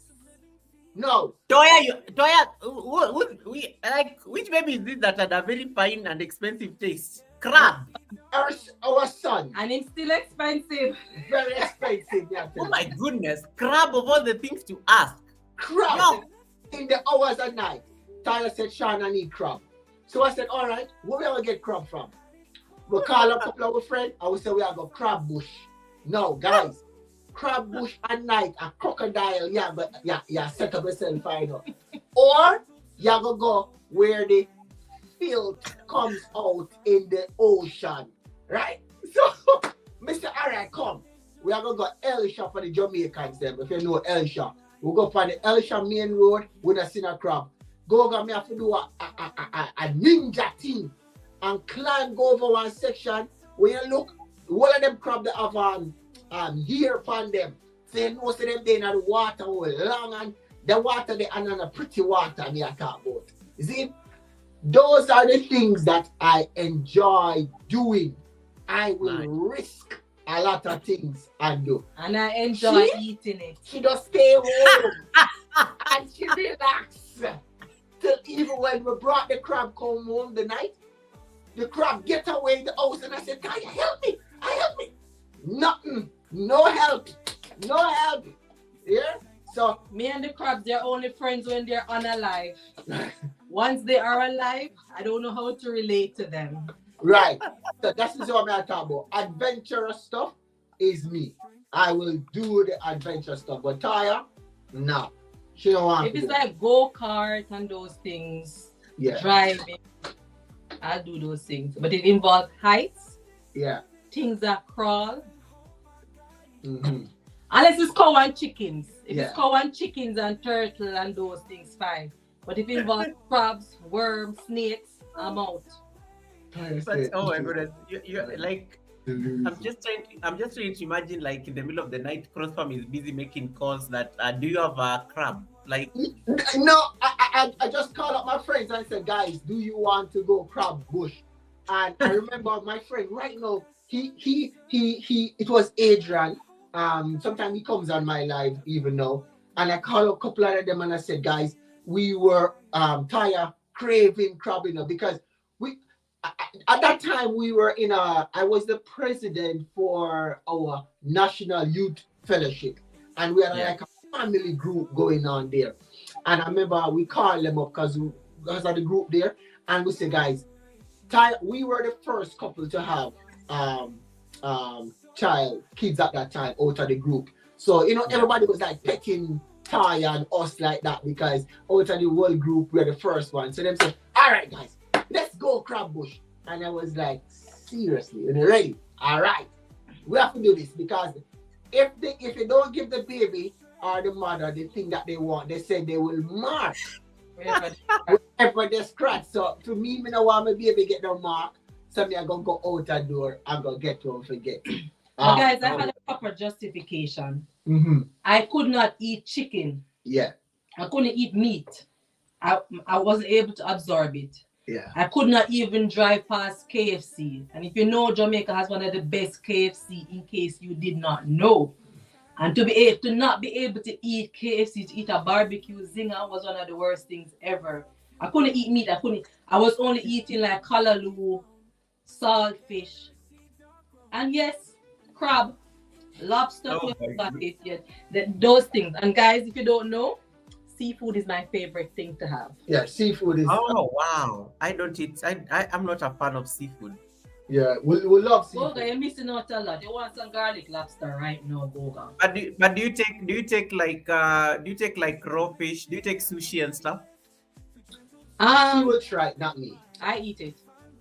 I won't try this. The smoked one. Once it's smoked, once the sushi, the fish is smoked, then I'll have that one. And I have. So you don't take raw fish anyway. Not the raw one. No. I think it upsets my stomach. It doesn't do well with my stomach. So once it's the smoked one, I'm good. David, David, be careful. Be careful, David. David is saying Trinidad as one of the best KFC in the world. Don't David. I'm not going to start. David, I'm not going. we're gonna I'm not going to take start. you to Jamaica. I'm not going to start David. fighting with Jamaicans on the live We stream. will take you to Jamaica and leave you there. David. KK, come for David for me, KK. KK, come for David. Life's Little Joy says, I love seafood. Okay, so Toya has a supporter there. And then MJ from the Philippines says, I never eat raw fish as well. This and that. Thanks so much, Kevnish, for that other house. And then, so MJ says, always cooked or steamed. Always cooked or steamed. So it appears we have like people enjoying on seafood. Guys, I'm not a fan of seafood, but I'm very specific on what I eat when it comes to seafood. But Toya has an expensive taste when it comes to Expensive. Very expensive. I was introduced to sushi. I went to a client meeting. There was sushi, there was wine, there was champagne. And why am I going to eat chicken wings and there's sushi?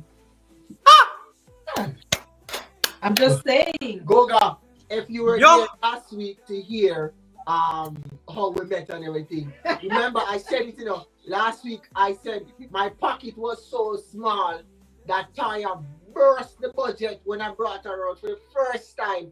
I thought that I was going to get she would have said, oh, Sean, I would just eat a popcorn and a juice. Yeah. No. She want coconut water. Yes, wash out the heart.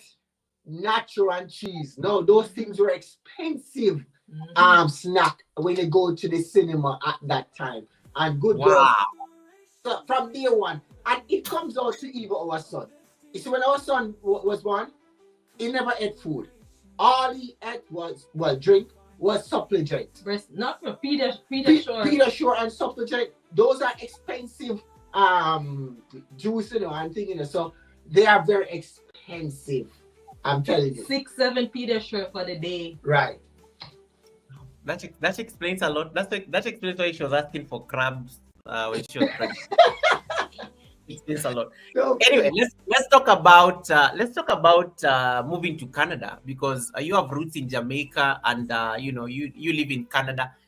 The things that are very fascinating for me about Canada, first of all, is the snow. Like I've never seen snow like in real life. Like it's the one thing I dream of seeing and touch. The only time I saw snow, I think, was when I was flying over the Swiss Alps when I was going to Europe. Yeah, that's the closest I came to snow, and that was it. So I mean, how did you guys find yourself in that cold country?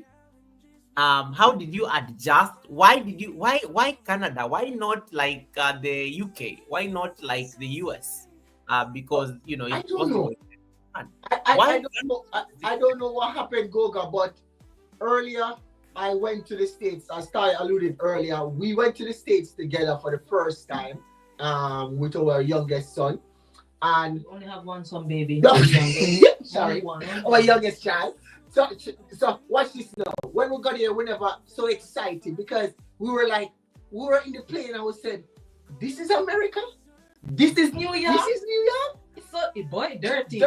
It's like what is this?" No offense to my New Yorkers. No offense to my New York. But the thing is, guys, when you watch movie. And the movies paint this perception, and then you get to experience reality. You're like, really? I was like, what is this? I can't believe this is New York. So apart from me watching a lot of YouTube while I was young too, and watching stuff like the police was always harassing you and stuff like that as a black man, I had no opportunity to visit. But before the visitation came, and I have this on my channel too. When I started this job that I talk about, my first job after leaving high school, it was trucking. So in trucking, there was something going on where Canada needed truck drivers. And this was way long before. And my friend who passed away, and again, you will hear about him, he introduced it to me. And he said, no, my uncle went to the ministry and hear about a program that they want snow plowers in Canada. And at the time, I wasn't experienced drivers yet. He was the more experienced driver. And he said, let me apply. None of us got through. and we said, okay, we'll put it on pause and everything.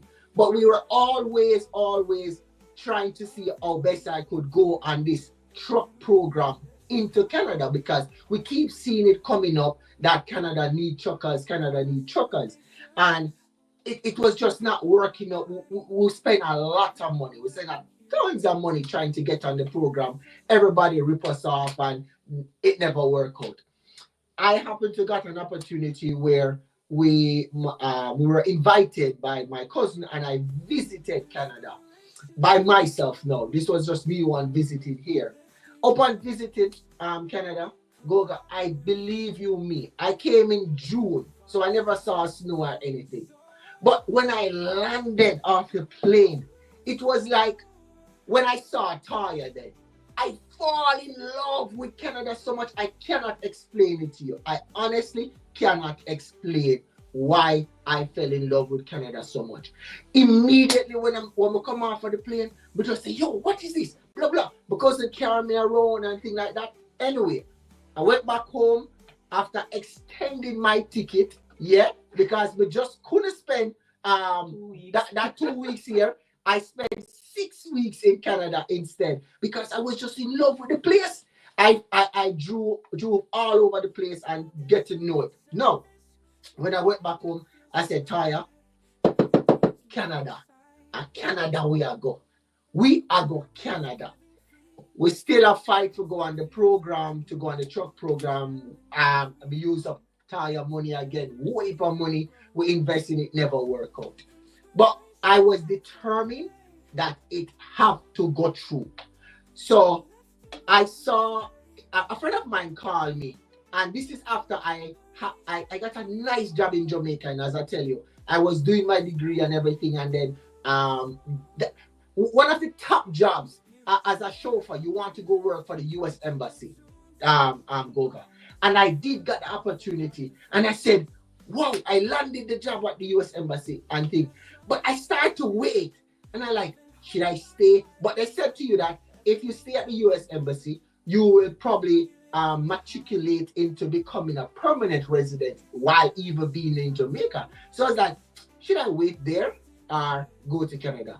I still love me Canada. So I say, yo, me could go after this. A friend said to me, hey, Sean, there's a company that need drivers.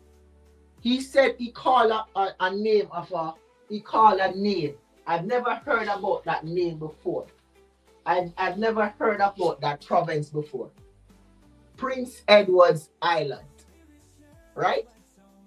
When he said Prince Edward's Island, I was like, what is that? Where is that? I never knew of Prince Edward's Island ever. I knew about Nova Scotia, Toronto, those places. So he said, Yeah. they need some guys over there. So I said, all right, how can I get into the program? How much money I need to spend and stuff like that? He said, when I call the company direct. And the company said, hey, you don't need to pay anybody any money. You just need to prove that you can drive the truck. You don't have to drive in Jamaica anything with anybody. You just need to book this, do that, and get on the plane. You have to pay your own plane fare, find a hotel and everything. And within 8 months, the paperwork was done. And wow. I was like, yes! We were so excited through that after spending one whole heap of money before with agencies and all of that. But by the virtue of me calling the company and said, expressing, I called him and said, do you need international drivers? He said, yes. How long you have been driving trailers? Me tell him everything, bam, bam, bam. Him said, all right, send your resume, send that. Him send the paperwork to us. And within 6 months, we were shocked. When it was three of my friends, and they are right now still in Canada, three of us. When we saw the email that we were granted that permit, we were like, we started to look at each other and I said, what is going on here? After spending so much money. So we matriculate into Canada after we come here. Brother, it start.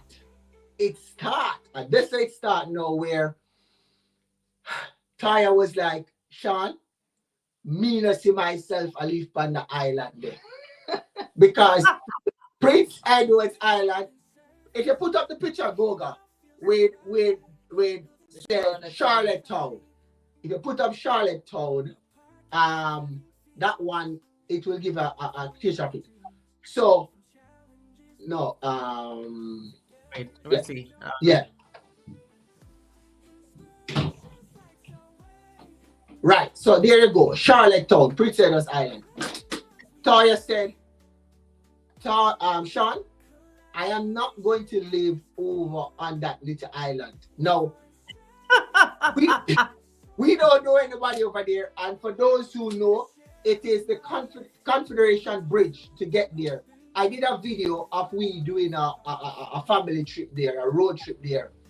And she said, no, none of that, Sean. We're going to base in Toronto where we have more family support. Access to Jamaican food. Support and yeah. stuff like that. So and I see people. Yeah, you know, so she opted to do that instead of going to that place. I look at it and I was really devastated, but also I look at it as a family decision that I had to make based on what is currently going on. I love driving Goga. And when I see that I would have to give up my love and everything, I was like, oh my God, I'm going to give up this trucking business to come in Toronto and do something else, because I was supposed to be driving from there into the States, spend like a couple of days in the States and then come back over. I would be like, Sean, you'll be away from the family, and at the time the kids were young. I think we have to think about it, Sean. Think about it. And I sometimes I regret, sometimes I don't. But you know what? You know what? Let me tell you what I honestly glad about that I did. Never did it. I witnessed and I got a chance to see my two kids. You're going to think at how small it is. Literally, I was there when my kids was learning to ride their bike. And I found, I cherish that moment that as a father, I was right there to hold the bicycle with them and just pushing them off and say, go Nathan, go Nathan. And to see him ride his bike without his training wheel. And I was like, yeah. And I'm jumping up, I'm like, yes. That feeling, to have that, it's precious. It's never tired taking a photo of the kids going to school in the snow and me there at the truck, and she just have to. I treasure those moments. That's the word. I treasure that moment that I never do it. But to tell you, I would love to go on. I would have loved to be driving. Yes. But I was happy I made the decision. We landed in Toronto, and after landing in Toronto, we decided that, hey, there is opportunity to drive, Don't think that you can't drive trucks in Toronto too, man. But my focus was on border crossing. I go, as I said, you can pay Toya to go to school, and she will go to school all her life. You can pay Crossband 5, Sean, to drive as long as he live, just a drive. And the truck have a big, we don't like small thing, we like the big truck them operate. So that is how we enter into Canada, and we just blossom. Now our friends were instrumental. Our community was always there. It was my same church family from Jamaica, because we were like, a lot of our church members were just migrating to Canada, and a lot of them came before us. They stayed in Toronto and they put us up, get us ready, get us things settled and things like that. So community is good, always good. So that's where we now in Canada, how we came here and just living our best Canadian experience. Yes. Love that. Toya, why was Prince Edward Island not going to work for you? Goga, I want you to come to Canada. And when you come to Canada, we're going on a road trip. And I'm gonna take you across Confederation Bridge. And I'm going to take you to Prince Edward's Island. And then you will truly understand. I mean, it's a nice island. If you want seafood galore, you will get it there. And you don't like seafood. But in terms of, I think Prince Edward's Island is the only place I went that had something close to a beach. Yeah. That reminds me of Jamaica, the land of wood and water. If you know, a lot Canada mostly have lakes, and a lot of them are man-made. They're not even natural, right? And I was able to, when I went there was a beach there with sand, actual sand. Red sand. But Goga, I love Jamaican food. I like to try food from all different cultures because we love food. But I want to be able to know that if I want a piece of yellow yam, if I want, for the Jamaicans, if I want a vanilla lasco, I know where I can just drive to a Jamaican store and find that. And what you find is that you don't have a lot of Caribbean, African. There are a few Caribbean and African persons there, but it's not a lot for persons to take the initiative to invest in having the cultural things there. Goga, I can just imagine city, I would be so lonely. Like here, Toronto, I can just take up my car key, I'll drive and I go down to the mall and I'll walk out the mall and I'll buy things. When I come home, I decide that I don't bother want it and I carry it back. Like over there, it is just so, it was just lonely. Like, and then cross from not being there, I don't have any friends there, I don't have any family there. That is another deja vu of again of me becoming the furniture in the house. Because once the kids go off to school, yes, I would look at job, and then cross from not being there would also impact the type of job that I would be able to get because I don't have any support. And where kids were small, and a lot of things in Canada are good, but I can tell you that childcare is something that is expensive here. Yeah. Right. So if you have a family community or a friend community that can help you with pick up, drop off, babysitting and those stuff, that is really, really good. And that was not there. When we came to Toronto, we had that. So if both of us had to go somewhere, we could have somebody to babysit for. That wasn't there. So I would just be there alone. And the only thing that I had intended to do to occupy my time was to go back to school. Yeah. Because there wasn't anything else. School. To keep. Because my brain does not. My brain always keeps going. And I have to entertain my brain. And my brain needs food. And it's not like, for me, music, movies, and those stuff alone, it doesn't fuel my brain. I need knowledge. That's how my brain operates.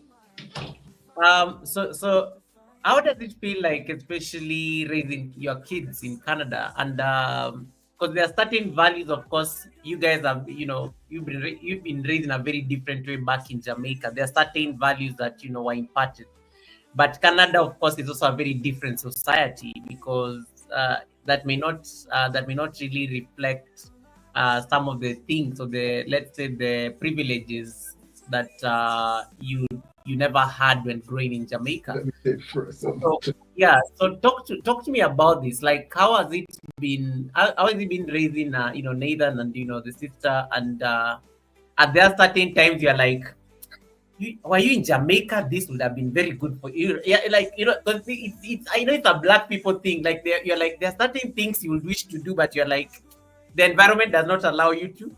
But you're like, they would have been better off learning this in Jamaica. But I know that you are doing an amazing job as parents, also just to impart those values. But what is that like, raising kids in Canada as opposed to, let's say, Jamaica, based on how you guys were brought up?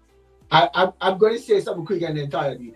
I tell my kids that, hey, you're a Jamaican.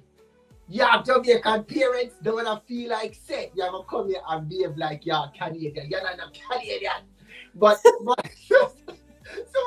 Someone make sure start putting it up and say, yo, the value and like me don't want more time for answer, but that was the first thing I laid out to them. But I tell you this, Goga, I tell you, my daughter, when she landed at airport, my daughter can't speak patois. She can't because No. as it landed, it switched. Whoops! She never could speak it.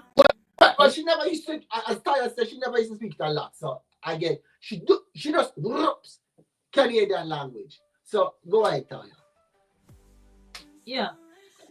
I think one of the first shock of Goga when we came here and I realized when kids started to go to school is that the schools don't give homework. Yeah. And I was Wait, like, what? they don't give homework. So you go to school and you know when you're leaving school and the teacher says, okay, you have homework for tomorrow. Go do this math page. Go do this comprehension or whatever. Yes. You have to take it back to and the teacher marks it and whatever. The Canadian culture is that they don't believe in homework. They believe that when the kids go home, it's family time. So they don't do homework. Any work that you see the kids take home to do is classwork that they did not get a chance to finish. And the teacher says, okay, take it home and finish it and bring it back tomorrow. Yeah. But they are not assigned homework. I am from a culture where the back homework is heavy. In Jamaica, I get holy for homework. I mean, even here in Kenya, it's a big deal. Your parents ask you, where's your homework? Like, that's the first thing your parents ask you when you get home. Like, I remember growing up. You don't have homework today, it was a whole thing. Yeah, and they want to call the teacher and find out if the teacher really didn't give you any homework and that sort of thing. How could you be home and not you didn't get any homework? So that was like a real shocker to me. When we just came to Toronto, it was good in terms of the school that the kids started off with. It was very diverse. So we had a lot of Caribbean persons there, Africans, Jamaicans, whatever there. We then moved, and when we moved, we are now surrounded mostly by Indians and Italians, Asians to an extent too. And I remember the first school that my kids went to when we moved, they were the only black kids in the school. They were like, Mommy, we're the only black kids in the school. And then eventually we moved them to another school where there were about 2 or 3 Africans there and another Jamaican. So they're like, oh, Mommy, we see people like us. But I request them directly. For us, I believe in tradition. Yeah. And I'm heavy on culture and I'm heavy on family. So I know that being away from Jamaica, my kids don't have the opportunity, and being away from Jamaica so young, they don't have the opportunity to be exposed to the things that I was exposed to. I would have loved for them to be exposed to the country life that I was exposed to. But I know that won't happen.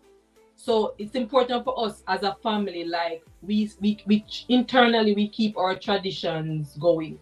We celebrate the holidays of Jamaica same way. We tell them about our childhood the same way. In our household, 98% of the food that we cook here is Jamaican food. I find the Jamaican stores, I go to the Jamaican stores and I buy the Jamaican stuff so I can cook Jamaican food. The only time we eat food of other cultures is when we go out. Because like we like food, so we go to different cultural restaurants in the summer, and when the weather is good, we go to different festivals so we can taste and experience all different types of food. But for us, even some of the things that we were taught that is unique to our family growing up, we try to instill it in them. We try to make sure that they don't forget their roots, they don't forget their heritage. We try to make sure that they have that connection and that relationship with their family back home. When they go back home, when our kids go to Jamaica, they don't spend time with us. Once they see their cousins and their family, we can just leave them and we can go do whatever we want. They have that connection with their cousins too. Like once there's a holiday break, they will stay up till 3 o'clock in the morning, 2 o'clock in the morning, talking and playing games with their cousins. Patois is our thing. If I need to speak standard English, yes, I'll speak it. Mostly at work or in a professional setting or some setting that requires standard English. But outside of that, patois or a Jamaican dialect or a Jamaican local language, we constantly speak it. Our daughter struggles to understand it. She was very, very young, and even from Jamaica, I don't know, we couldn't get her to speak patois. It was to the point where their persons used to ask us if she was born in the States or she was born overseas. Yeah. But for our son, he can speak it a little, right. But he sounds so funny when he tries to speak it. But we talk it that even me and Sean talking to each other, it's gonna be patois unless we're in a formal setting, and we try to speak to them in that patois because we want to make sure that it is cemented. We want to make sure the way we celebrate birthdays, Christmas, Easter, those type of things in Jamaica, independence and all of those things. We want to make sure they understand their heritage, where they came from. We want to ensure that they understand slavery. As Black History Month, we explain to them about slavery, explain to them about our national heroes, how they fought. We explain to them about the whole slave trade, how the slaves were taken from Africa, enslaved, brought to the Caribbean to work. We talked to them about the slave trade, how a lot of the slaves caught disease on the ship, how a lot of them died. We tell them a lot of the fruits and the vegetables that we have in Jamaica were because the slaves took species of those things along with them on to the ship. And when they arrived in these Caribbean islands, they planted them, right? My kids understand that the Ghanaian culture, for example, is very, very similar to the Jamaican culture. Some of the foods, we have the same foods, it's just that we call them different names, right? So it is important for us to understand that their place in society, their heritage, their history, how it shaped them into who they are supposed to be, the struggles and the fights of our ancestors, and where they had to struggle to have a place in the world, in society. And even though Jamaica is heavily a Black country, Caribbean, Black island, there's racism there. There is people of color there because our motto in Jamaica is out of many one people. We have Indians, we have Chinese, we have people from Lebanon and all of those things. Our downtown population is all of the stores down there owned by Chinese and Lebanese and Syrians. So we want to make sure that us being in Canada, living in Canada permanently now, that they don't lose sight of who they are. Because yes, they may be Canadians now, but in essence, in terms of our eyes, they are Jamaicans. We want to make sure that then when they become adults and they have their kids, that they can also pass on some of the legacy and the culture of being a Jamaican to their kids as well. We want them to know and always appreciate and understand that they need to be proud of who they are. They are Jamaicans. They were not born in Canada. So if you should look at their country of birth, it's going to say Jamaica. I want them to be proud of their heritage. I want them to be proud of their culture. So that is something that we push heavily on them. We speak to them about the type of foods, just the whole socialization. For us, we push it, we drive it because it is important for us. We don't want to, not because yes, we are in Canada. I don't want it to be a point where we lose our identity. And for me, our identity is found in our roots. And that doesn't say no Goga. And as Taya said, all of that. My son, he has friends with literally Italians, you name it. Yeah. And I would say this: when you come to a country, and a lot of persons will say, my first name on a YouTube channel would name Your Boy Canada. And person will ask me, why did you call yourself Your Boy Canada? When you come to a new country, you have to adapt that country and that culture. But in adapting it, it means that you lose who you are and everything, because I believe that you're supposed to, when you come to this place or wherever you go, you should be able to integrate with what is going on with the Canadian culture also. And not meaning everything, but you should be able to integrate. If them speak French, you try to speak it. If them have this type of thing, you try to do it. And not just push your culture alone. But it's important that we identify. I said it good. Our children must able to impart these things on their kids. So we don't want to hide our culture and what we are and our value from them. That's when their kids come, they can't do it. So yeah. But you know the amazing thing, Goga, Yeah. is that I was talking to my kids recently, and one of the things is that their friends at school, as I said, they have Italian, Asian, those are their friends, right? Yeah. And they come sometime. My daughter will come and she'll ask me certain questions. I'm like, why are you asking me that? Because my friends want to know, and they were asking me, and I'm not sure if I answered it correctly. It is so interesting that their friends are so involved and interested in their culture. Like my will take one of her favorite things to have is curry chicken. She loves curry chicken. And whenever she takes curry chicken to school and she opens that thermos and everything, her friends are, oh my God, I want to come to your house so your mom can cook curry chicken. And they're so in love. They like the Jamaican patties and all of that. And I'm saying to my son, I keep saying to them, do you realize how much they are interested in your culture? Do you realize how much they love your culture? This is an indication to you that you should be as proud and even more proud than they are of your culture. Yeah. Never be afraid, yes, to embrace another culture, but in embracing another culture, don't forget yours. Yep. Yeah. I love integration. I love to be I'm a proud Canadian as much as I'm a proud Jamaican. And I really want persons to have that because let me just hold it down. Please. I'm a proud Jamaican. Yeah. I'm a proud Canadian, and I'm a proud African. At the end of the day, or regardless of whether of anything, our Jamaican roots, our roots are from Africa. Yeah. And that's the thing, you have to identify your roots. And for me, and that's why it's always my dream, I want to go to Africa. I want to go to everywhere in Africa. When I go, I don't want to stay in a hotel. 5-star hotel.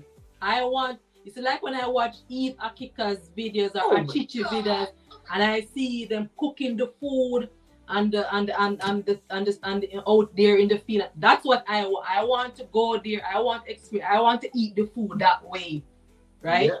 That's what I want, the true, authentic experience. I don't want to go to Africa and sit in a, yes, it would be nice, yes, to sleep in a hotel or whatever, but I want to go into the villages. Nice. I want to have the village experience. I want to learn the different language and the different tongues. And for me, to know me is that words is my thing. I love language. So I'm always open to learning new languages. Like, so sometimes you see me on the lives and I'll be saying the Wahala, Bego. Like for me, those things are exciting. Yeah, Mabute. I like different language. Yeah. And for me, those things excite me to learn something new. Yes, I know a little Spanish, I know a little French, but those are the standards, right?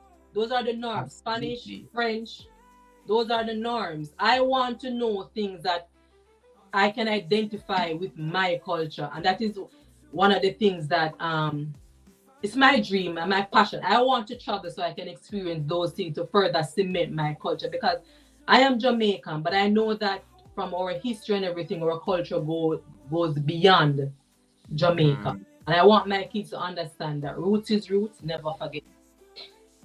I love that. And guys, I like the engagement on the chat. Peterson, nice to see you, and I hope your grandbaby is doing better. I know you guys have been so stressed in the family because of that, but I'm glad that he was discharged and you guys are doing well. Mabute means good. Thank you so much, MJ, for that. Yeah, MJ is an American who moved to the Philippines, so he's already picking some bit of. He's already picking some bit of like the Tagalog. Yeah, I like what I like. There's something somebody said here. Divine Tasty Mukbang said, we need to teach our children our culture as much as they embrace other cultures. I think I like that, and that's what I think Osman was trying to also just emphasize on. And then I see Yeah, Mr. Birkin, welcome, Mr. Birkin, Michael Birkin. And thank you so much, guys. I see you guys are connecting to CrossFarm. Thank you so much, guys, for connecting to CrossFarm and being part of that community. I don't take it for granted. And that is the beauty of the Sunday service. You know, some of you are shocked, like you're surprised. Goga, I did not know CrossFarm is like that is good. They needed to come to the Sunday service so that you know them. So now you know them. So you become part of their beautiful community. They are funny. You will learn so much, and they're very. One thing I like about CrossFarm, and that is Toya and Sean here, is how they're normally very. They're just vibes. They're fun. They're vibes. I've never found them like even having an altercation. I've never found them angry on a live stream. And you talked about this a lot, and both of you share this. Why is it important for you? You guys say you're not confrontational, you don't like negativity, and you know it speaks volumes about your values also as human beings. Why is it crucial? Why do you stay away from the drama? Why do you want to keep things very civil, and why do you want to keep things very positive? All right. Positive energy, Goga. You have to surround yourself with positive energy. You have to surround yourself with positivity. Negative energy is toxic and it drains you. You can't deal with it. Whenever I go somewhere, if I go out and I see an argument about to take place, and if I can't say to you guys, no need, end it. And if I say that when you can't listen, that is my cue. In Jamaica language, I may take on myself, means I am gone. I'm not going to contribute to that energy. I believe as human beings that there's already enough hate and negativity in the world. Look at how many countries there's so much war. Why do we need to sit and fight each other? Why do we need to have arguments, confrontations, negativity? There is no need for that. When you go somewhere, sometimes persons are going through things, and this negative energy, it doesn't help. It does not help. Come with the positive vibes. I believe that if you're going to have a conversation, that the conversation needs to be positive. Even if it's a negative topic or a negative situation, let us get positivity to arise out of that situation. If it's negative, don't go in and contribute negativity. Present positivity, embrace positivity, contribute positively to the conversation, contribute positively to the situation. So when you come to CrossFarm 5 channel, you are not going to come here and see war or fighting against each other, us arguing with each other, and stuff like that. Even if somebody says something negative in the comment, guys, move on. I beg, do not expect us to take it on, to run with it, to build on it, to contribute to it, to attack you about it. I'm sorry. I was taught that one of the greatest insults that you can do to somebody when they come at you with negativity is to ignore. If you choose not to ignore, it means that you're going to contradict with something positive. But if you don't have something positive to contradict with or to contribute, then it's my cue that I need not to say anything or do anything. Right? I don't like confrontations. I cannot fight. And for me, I consider myself to be a very demure lady. I will not fight. If I can't fight with you using my words and without being insultive or being disrespectful, then it means that I'm not doing well and I have nothing to contribute to the situation. For me, positive vibes, positive vibration. Speak life over yourself. Speak life over situation. The devil's job is to kill, steal, and destroy. He does not like happiness. He does not like joy. He does not like peace. And we have to be smart enough to have that level of discernment to understand when the devil is trying to use us to contribute negatively to a situation. And to stand firmly and say to the devil, I rebuke you. You know, go at me now. Me go walk with that. That is it. Me and you, no, they're right here. So right now, we ain't doing this. We're going to walk away. You have to learn to rise above the occasion, rise above the negativity, the war, little gibberish, the little fights, whether it's physical negativity or it's verbal negativity. Guys, the world, there's so much going on in the world. We need to do our part to positively impact and not to negatively contribute. Right? I have learned, Goga, that social media is a good thing, you know. It's a very good space to be in, but it can also be a very harsh environment. That's true. I constantly say to people, you have to learn to shut out the noise.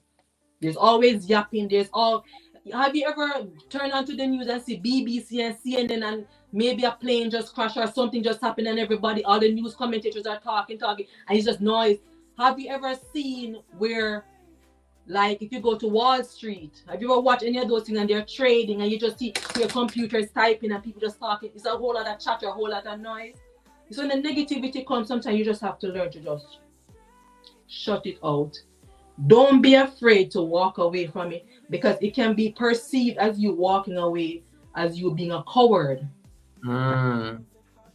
If person want to perceive that, or society want to perceive you as being a coward, that's perfectly fine.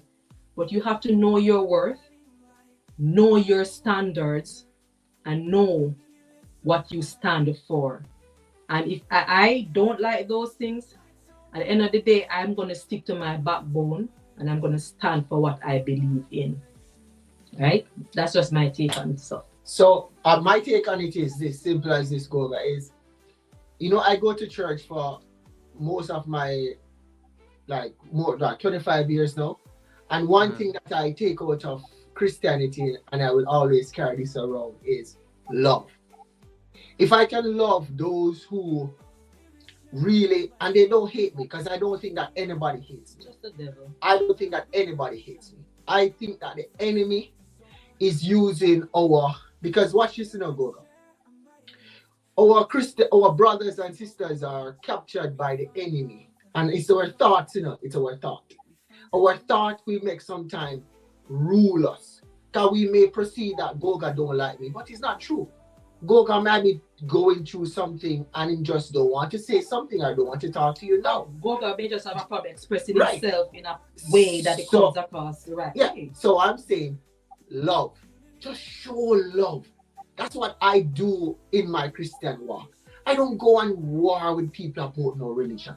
It's when I meet somebody and I'm talking to them, I talk to them. How can we love that person, this thing? It's just love. And the next thing I will say to you, Goga, on this platform, in our YouTube channel here, it's a family channel that immediately, if I somewhere or someone come here, I will close my mouth, because as Taya said, we are not confrontational people. We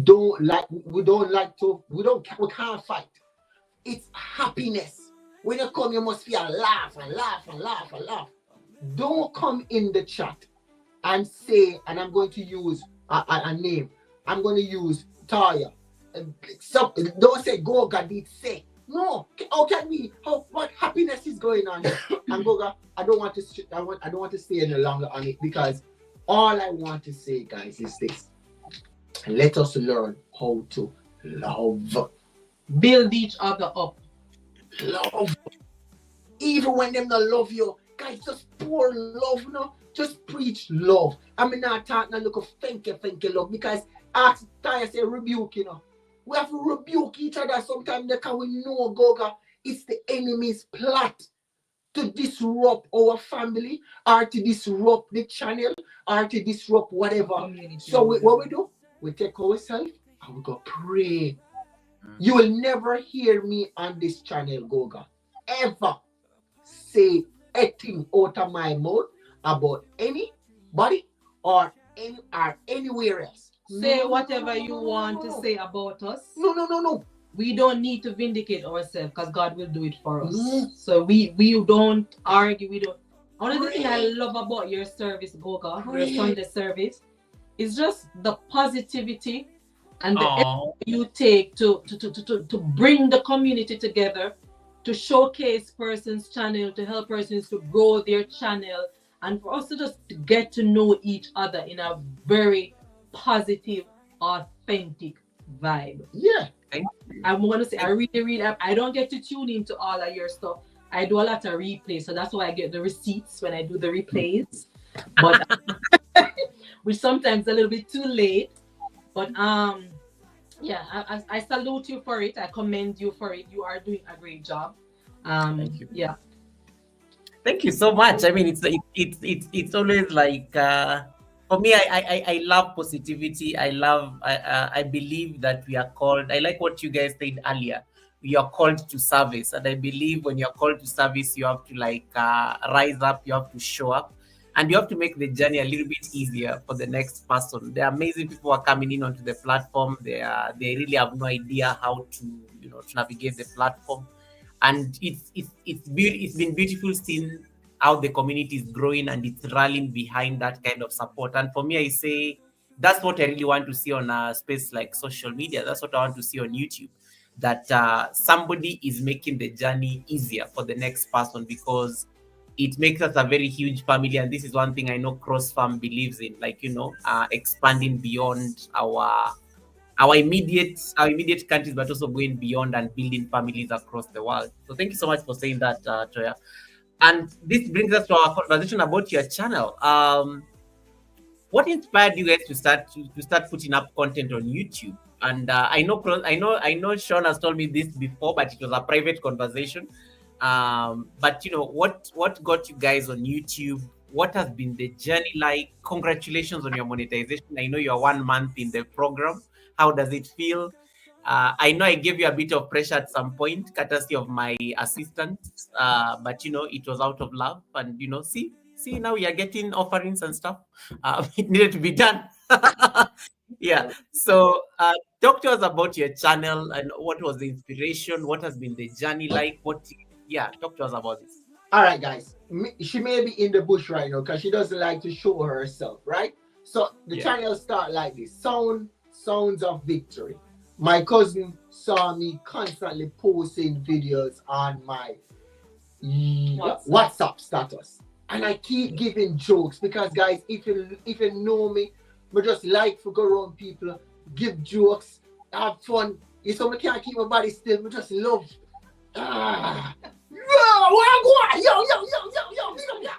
So I would make funny videos like that and put up on my WhatsApp channel. And I'm like, yo, Canada, nice. You want need for come now. You don't see a boy, Canada. We're out in the weather. How the man them there? Who the people them there? Blah, blah, blah, blah. So that's me. I will go on and go on. And she said, Sean, go put up on YouTube now. Go put it on YouTube. And I said, cause no. Me not go put that. Me can't do that. Me can't do that. That's not me. So I shied away from it so much. I shied away. Someone else is in the chat right now. I'm going to show it to you more. D. Anderson. They are also Jamaican, moved to Canada.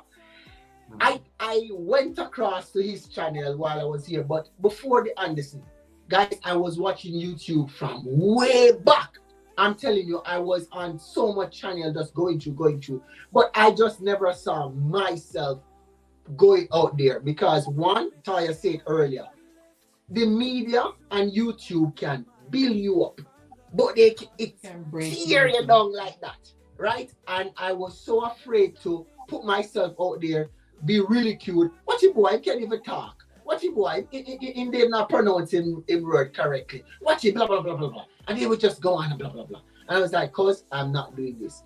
But after watching, and I tell persons about who are my big YouTubers, because what YouTube videos I love to watch is eating. I love the food videos, I love the food and travel videos. So I was captivated by so much people doing the traveling and food thing. Now, we come here and we're doing that on my WhatsApp, and she said that. I said, what am I going to put on my channel? I saw the Anderson, and the Anderson were doing their experience moving to Jamaica, to Canada. And I was like, yo, Taya, what if that would do? Give them my experience in moving to Canada and things. But I'm like, it's a little bit I rate the Anderson them. They open up and they are like tell everybody how it go. I am so afraid to do that persons will come back to me and start ridiculing us. But when I saw it, the brother say, yo, just go start and think. He never talk to me, but it's like a me the man I'll talk to. Then one day now, it comes that I wanted to start on a particular date. And why I say this date is because of how the foundation starts. You will see two something here. You see cross some foundation and cross from here. It started because of my late pastor and my good friend who passed away in Jamaica. So one died on September the 3rd, and I started the channel September the 3rd. And I said, hey, we're going to do this thing. Let's start it. And we started out with a video of it was like a more lifestyle. So the kids were getting ready to go to school. It was back to school. And we were vlogging. Hey guys, it's school day. Welcome to our channel. We're going to bring the kids to school now. And they were just all about the family house and things like that. Me and Taya walk the kids to school. And it comes a point, Goga, where everything that I'm doing, everywhere I'm going, they take out my phone. And the kids and mommy would be like, so everything on YouTube? Everything on YouTube now?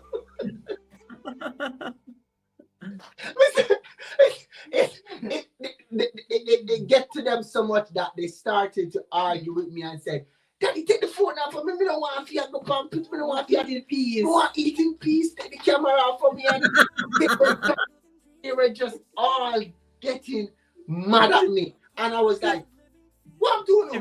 Too shy. Even the food they can't eat in peace because that it has to be recorded. It's content. Everything content. Everything is content. So when I was there and they were getting so upset on me, but in my head, I wanted a family channel, right? And when I realized that they weren't getting, because as I said, I started to mirror myself like the Anderson and looking at he has his family and he and his family would be vlogging and stuff like that and think, but his kids are more are younger kids, right? But him and his wife would be in the car. But rate him, he's a guy who can just put the camera up and just start talk or without a script or anything. It's similar to me, but because I don't do well with script. So while we were there, I think it was our anniversary, wedding anniversary, and we went to Niagara Falls, and Taya was driving because while I'm driving, Taya never liked to vlog. So I said, Taya, you going to drive to Niagara Falls while I vlog. Goga, I get my selfie stick and we say, hey guys, yeah, my family and I we're going to Niagara. I said, put on the camera.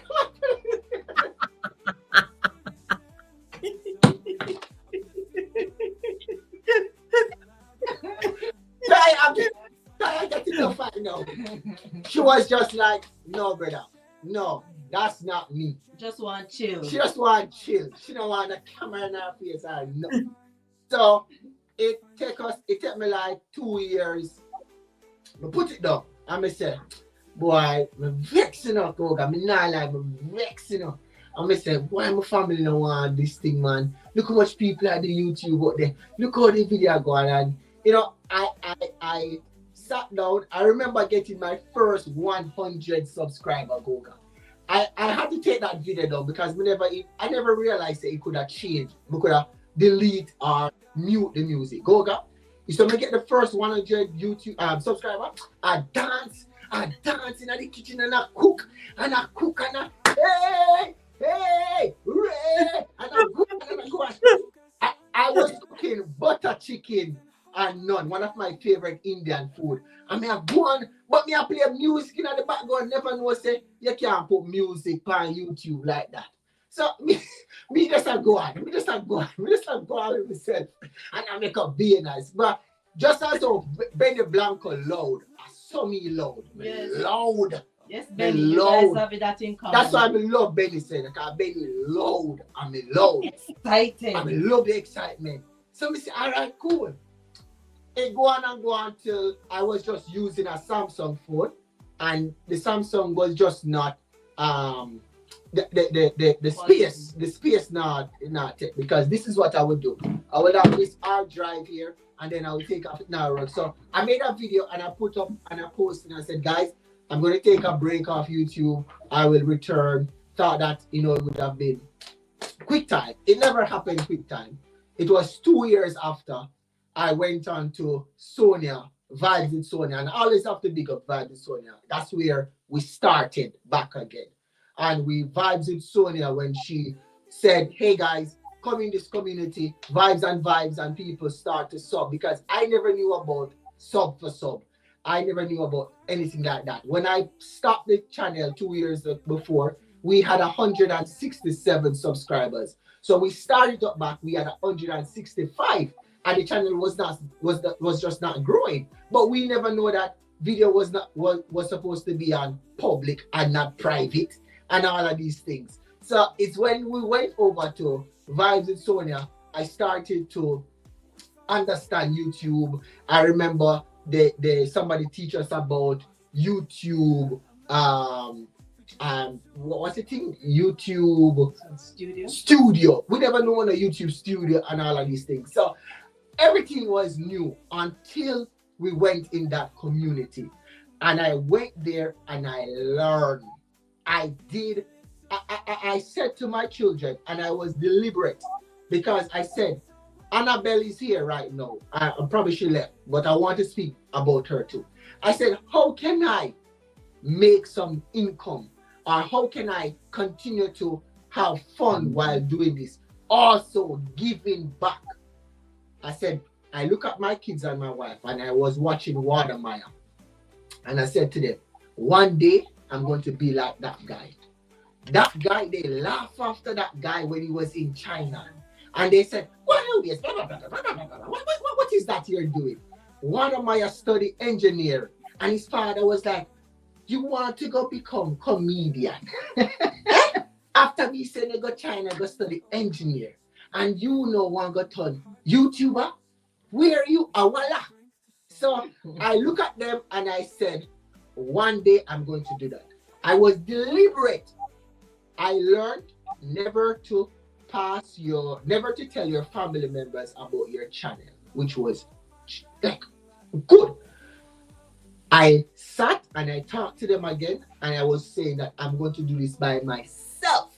And I started up back in 2024, September again. And I did it on the same September the 3rd.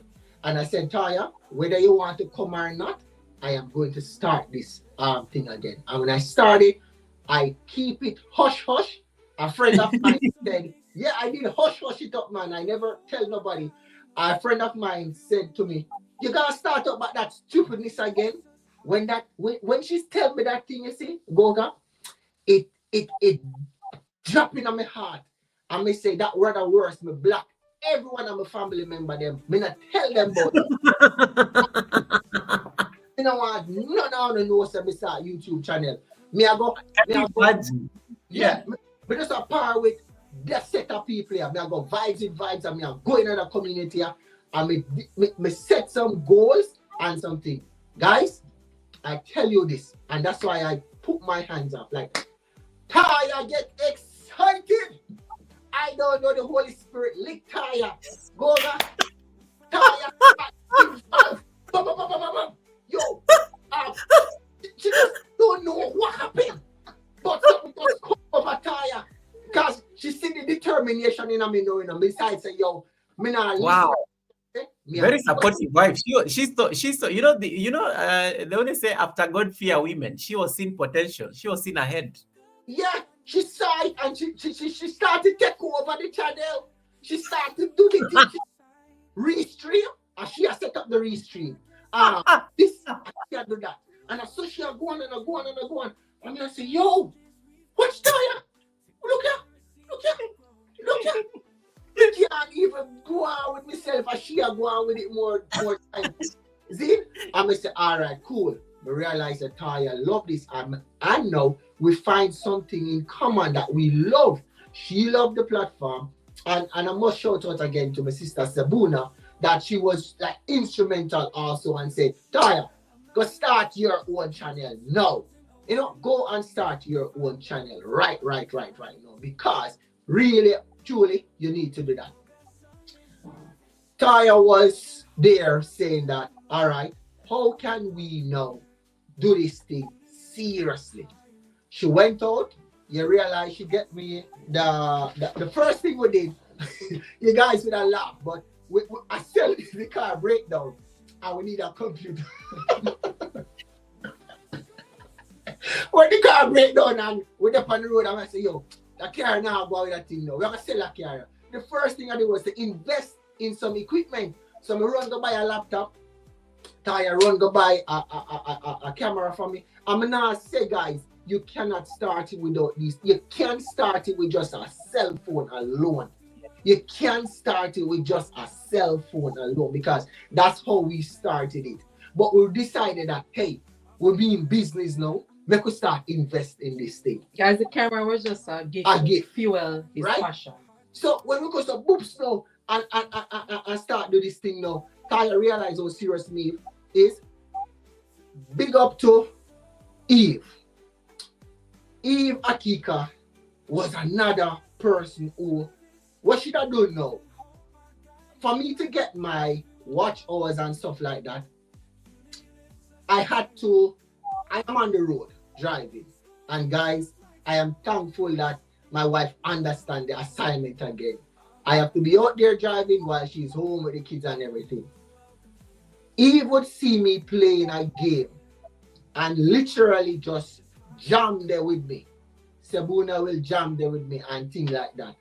And I was happy that someone could have seen that yo, me could help that channel here grow. And as we said, the community just start to come on strong. Them just start to come on strong and things like that. And I am so happy that I never look back and say, boy, me now do this thing, you know. Me now do this thing, you know. And the naysayer them back at you.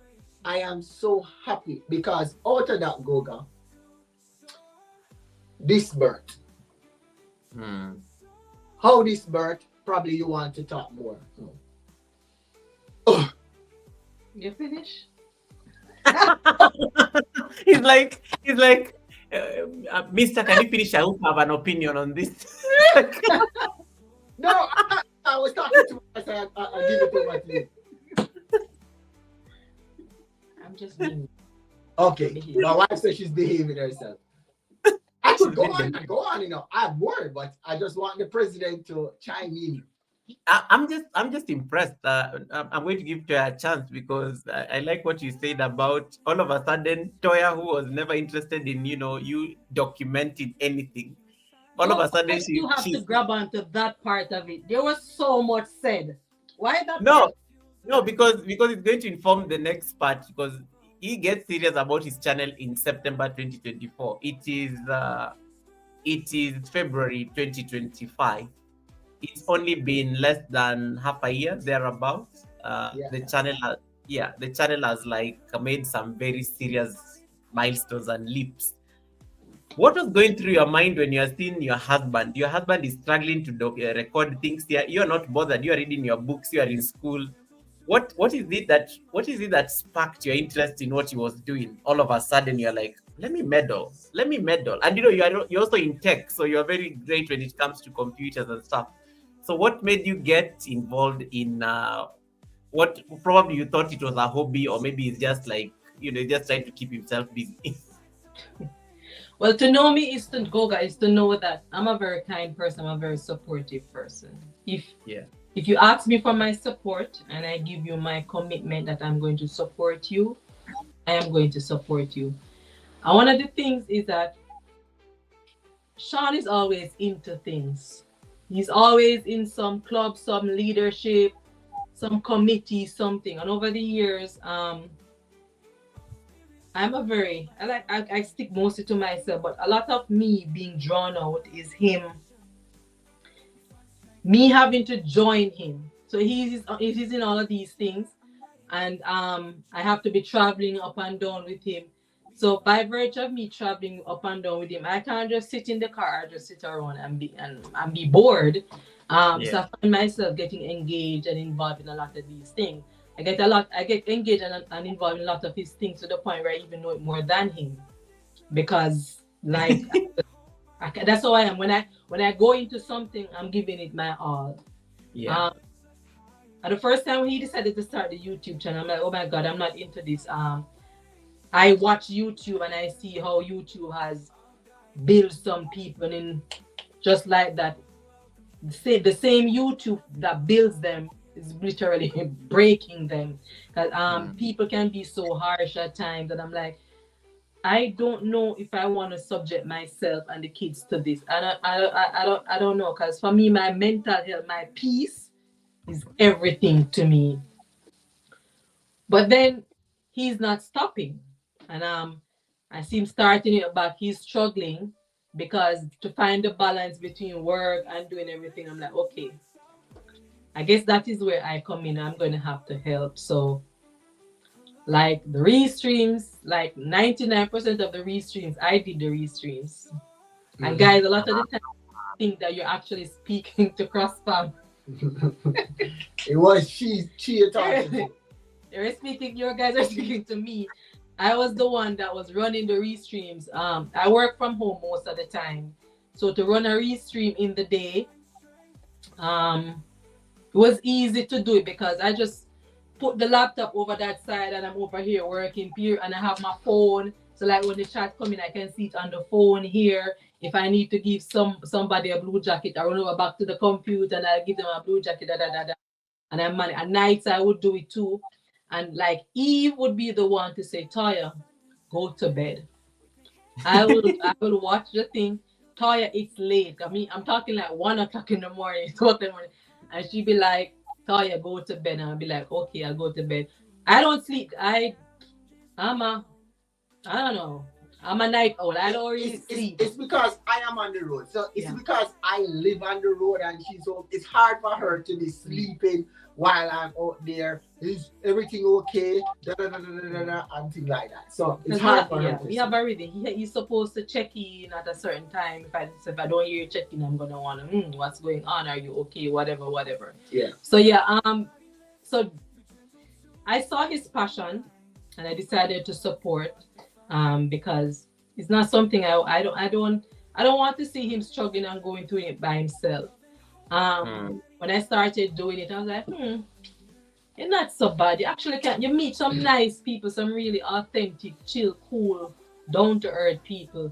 Like me, right? Chill, right? Like Goga can chill and all that vibe. Because like when I met you the first time, Goga, and this man said, "Wow, go on." Yeah. What is? Listen, my first interaction with you, Goga, was with Reds. Reds was there, Jason and Gina was there. I was home the day, and for whatever reason, Goga came out of the bush and just started to speak some blah blah blah. Listen, as I was working, I had to come up and Reds I said, no man, I'm not caring about that life was the hottest life me tell you. That life mash up. Till Taya order Uber Eat that day for us because it was just on and on. It was too hot to go prepare. I couldn't even move and go prepare lunch. Mix up. Yeah, mix up. Right. So whenever the Uber Eats coming, we're hungry and we can't move. So, alright, you're hungry, you can't move, but you know what, dead for hungry, so it's alright then. Oh my goodness. I have to feel it. Uber Eats to the rescue. Goga, I was shocked when I saw food come up to me because in my head, tired downstairs at work, when food come in that place. But again, as I said, the vibes was just right. The vibe was just going. And I so appreciate the effort that was put into those moments. And that's what I tell you, Goga. The community, and I love it. And I want to talk more about it and just, where I see the community. But go ahead, Goga, if you had something. Sorry. Actually, I actually like what Peterson is my amazing channel member, and Peterson is saying this crossfarm gets excited more than you, Goga. And I'm like, yeah, he mirrors my energy just on a higher level. Yeah, just on a higher level. So and I like that because that is literally the community, and that's how community building really happens. You meet your people, there are people you resonate with, and they become family, and you're just like, yep, these are my people, they are my crazy people. I totally relate with them. And Benny Blanco is asking you, CrossFarm, how much investment did you spend for the Sunday service today? I think you had to order that suit. That's for sure. I've never, I, I've never seen it. all right, I've never all right, seen him in a Goga, suit. Goga, I'm going to tell you this, and this is what sometimes persons may have the wrong concept of us, like, and they may probably think that we do some things that alter them. Goga, I literally, this is what I want, I want to remember as a, or we would say no, a visionary. So you see at church, Goga, at church, I would go there and I would see some things and I would say to my pastors and whatever and say, guys, I believe if you do this program, we will be better. The young men and young women would be better off in society. If you do a simple little thing, just change it up. So he would ask the question, how much I spend on this? Literally no money at all. It was just ask Goga. When Goga turned on his camera and Goga saw me, he was shocked. And it's just a spur of the moment. I said, you know what? I'm going to shock everybody. I'm just going to put on some clothes. And I literally never planned it. I never planned it. It was just at the spur of the moment. How can I pop this Sunday service? What can I do to pop and do something outside? No outfit plan, nothing. Nothing planned. Right? You see when we brought merch in the process, Goga, we were a baby channel, and I just have an idea that I'm tired. Make we go build some t-shirt. Why we are build t-shirt when we are 300 subscribers? No, but I see further down. There's a brand. Absolutely. And the brand is CrossFarm. How can I bring my brand with me all the way? I went on a vacation with Taya, and all I was wearing is CrossFarm. I love that. I want to be known CrossFarm brand, not Nike, not Adidas, not. I want people to wear it CrossFarm, and I called her name. Annabelle. Guys, you need to visit Annabelle channel. Annabelle, she and passive income too. These are people that you can go make money. Look, watch the channel then. Watch the channel. When I go on Annabelle, she show you how to make some money with simple t-shirts. You hear me tell you? And I said, why am I going to do t-shirt? But Goga, it's just the vision that I see from way out. What can become of it? When I start the shut up. Go ahead, Goga. I answer the question. You've answered me. We are still talking about the channel. Congratulations on the milestone. So you got monetized, and that is a big and significant milestone, especially for any YouTuber getting into the YouTube partner program. But it also brings a new angle into the channel. And I always say when you join the YouTube partner program, you almost have to start thinking like a businessman, because YouTube treats you as its partner. So you always like, if YouTube thinks you are its partner in business, what are you going to do to also make sure that the channel is sustaining itself? So how do you guys feel, especially 1 month into the YPP program? What is the plan? Because one of the things that people struggle with after monetization is now sustaining that income and revenue from the channel. Do we expect more videos? Are you going to switch things? Are you going to keep the live streams where you interact with us? Are there any other platforms? And also, I want you to maybe also show us this shirt. Are these shirts going to be for sale? The ones behind you, because I see that potential. That is merchandise right there, and you have really done a great branding opportunity just by having them behind you. So talk to us about the think of cross farm, looking at it in a crystal ball. What should you expect to see? Let's say in the next, you'll be celebrating 1 year in the next 5 months. Uh, Mhm. yeah. So what do you expect to see, or when we meet and you're having your 1 year anniversary celebration on YouTube? So and let me just jump to that part before we go there. What I would Yeah. love to see happen, guys, the channel is this: adventure, adventure, and laughter and happiness, right? So as I said, foundation prosper. And guys, why the foundation is, we saw a need that we had to fulfill when I was back home. There was something going on there. And my friend passed away, and they had started a 5 5K run walk about Mm. in honor of him. I was pushed in the position which I was happy about to be the leader of it. And I grabbed it because I saw him, both of them, but that's the pastor. He loved giving back, especially in education and Yeah. just in service to the community on a whole.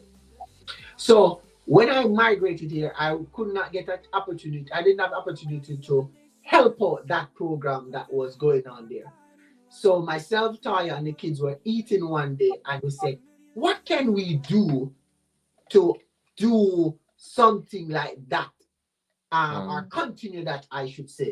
We said, "Hey, we're going to start a foundation. I know foundations are very hard and headache, repetitive, but I said, let us do it a small way."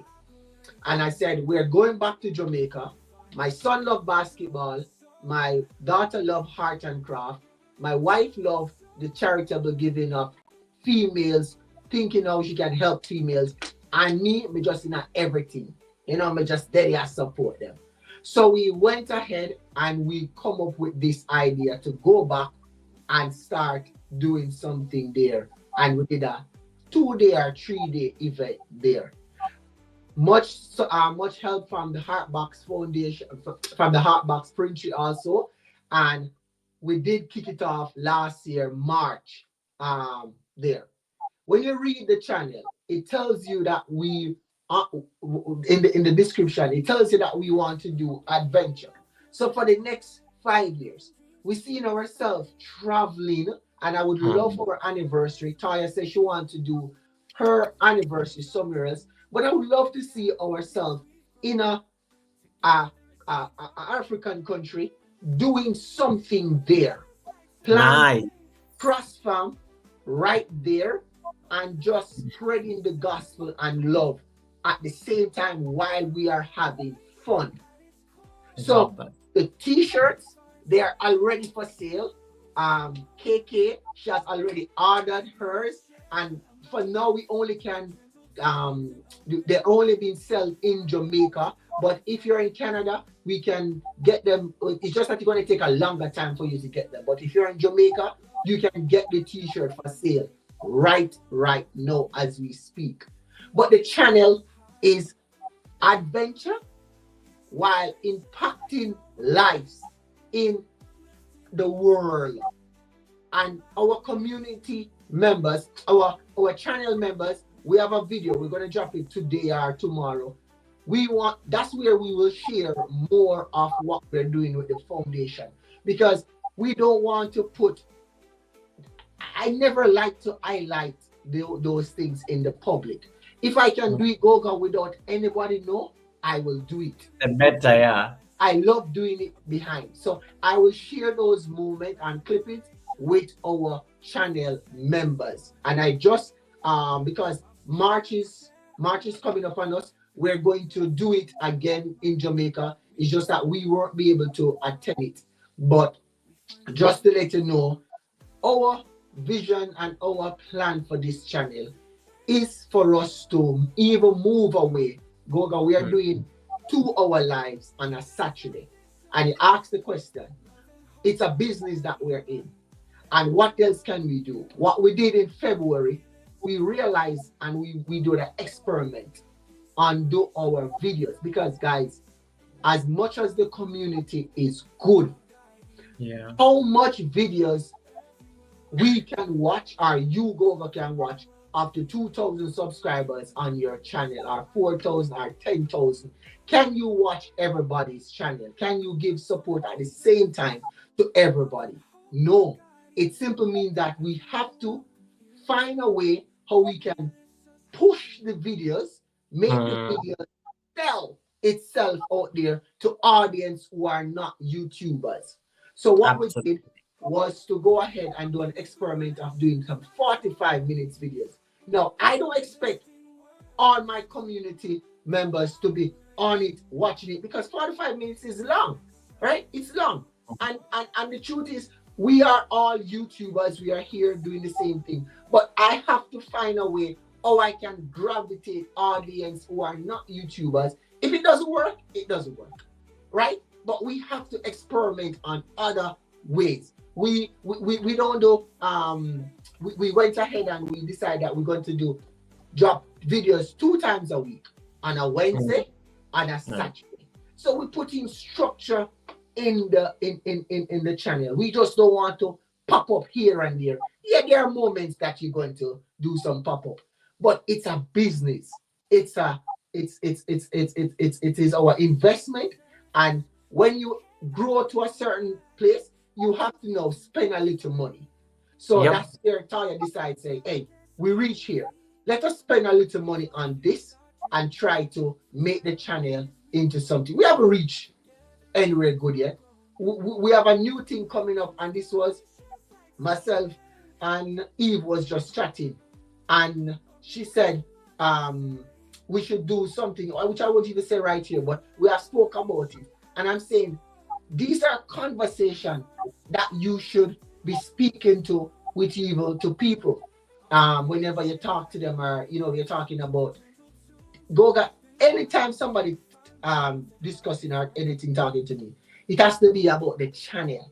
It has to be about how can we move our channel to the next level.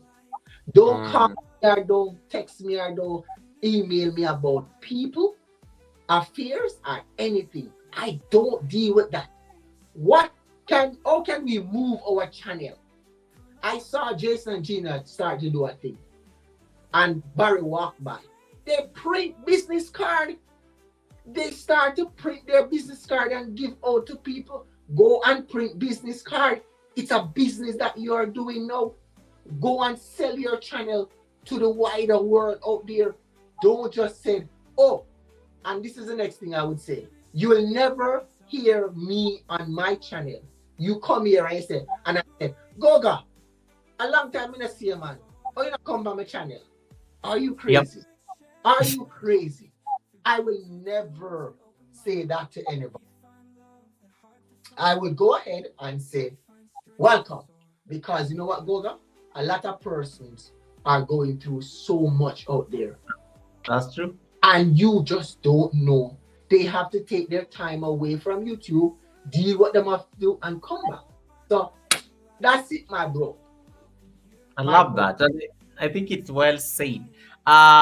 And guys, we are getting towards the tail end of the Sunday service. This guest, I'm not trying to chase them, but they've kept me here for 3 hours. And usually we try to chase the Sunday service guests after 2 hours. But this one took over the show and said, we are not leaving. We are going to be here until we are going to be here. So Sharon, thank you so much for coming in. Wanga lady, nice to see you. Let me see, I think there was a question there that was asked. Let me see if I can get it. I like what Joe Delany was saying. When you pray first, you are divinely guided. When you pray first, you are divinely guided. I think this is what she was saying when you talked about before the live stream when I saw you. And then Life with Nadine says, "I am so much entertained. We are glad that you've been entertained. We are glad you've been inspired." Divine Testimony Bank says that, "Toya, I am going to now make some Jamaican food because of you." Look at you, Toya, influencing culture across the world. Go You know, divine, go yeah. divine, mukbang queen. Yeah. And then Beautiful Vibes Restroom says that was a good live stream. Indeed it was. And then Ben is asking you about the plans of this merchandise reaching the United States. He's looking at his own interest, receipt. Um, Benny, it's coming. So we're gonna be strategizing things a little bit more. Currently, as we said, the persons who have the easy access to it are the persons who are in Jamaica. But within the next 2 months or so, we're trying to work out where we can have merchandise always here in Canada, so we can mail it off, ship it out to person. Because in essence, it's gonna be easier for us to send it here from Canada to certain places than from Jamaica. The timing will be easier. So yeah, it's coming, Benny. If you're interested, let us know. Let us know. We'll hook you I up. love that. I'm looking forward to your travel content because you talk a lot about it. Like I think I've been hearing Sean say a lot about the plans to travel in the future. Do you guys still go back to Jamaica occasionally? Yeah. Yeah. Cool. You were there last year. We were there last year. We have content about Jamaica, which we haven't dropped yet. Awesome. And then when it comes to like the travel destinations, what is that dream destination for you guys in terms of adventure when it comes to travel? Other than Africa, because I know you are coming to visit me in Kenya. So I'll give. Africa. I want to go to Europe. Yours. Give them yours. Yeah, I want to go Africa. No. I want to do an African tour, Goga. yes, welcome. I You're want coming to to go Kenya, right? everywhere in Africa. No, but what's Nice. your destination that you were talking about for your anniversary or your birthday? Oh, I want to go Europe. Okay. So I think Wanna go to that's Europe too. where she wanted to go. She wanted to do a Europe tour for her birthday or anniversary. Paris. So she'd love to go visit Paris. And This yes. girl is fancy. Sean, this girl is fancy. I'm telling you, Goga, I'm telling you, like, no joke about it. Very, very expensive. What? So, But don't worry, it's good. It's good. It means you chose right because that will also be very important for the content because you need to get that Paris audience as well. Yeah. Sharon says. Sharon is giving an idea here, and I've interviewed Sharon at the Sunday service as well, and she says maybe you could have a third party produce the shirts, then people can order from anywhere in the world. Just a thought, yeah, and I'm sure that's going to be part of their strategy. And I think thank you for that.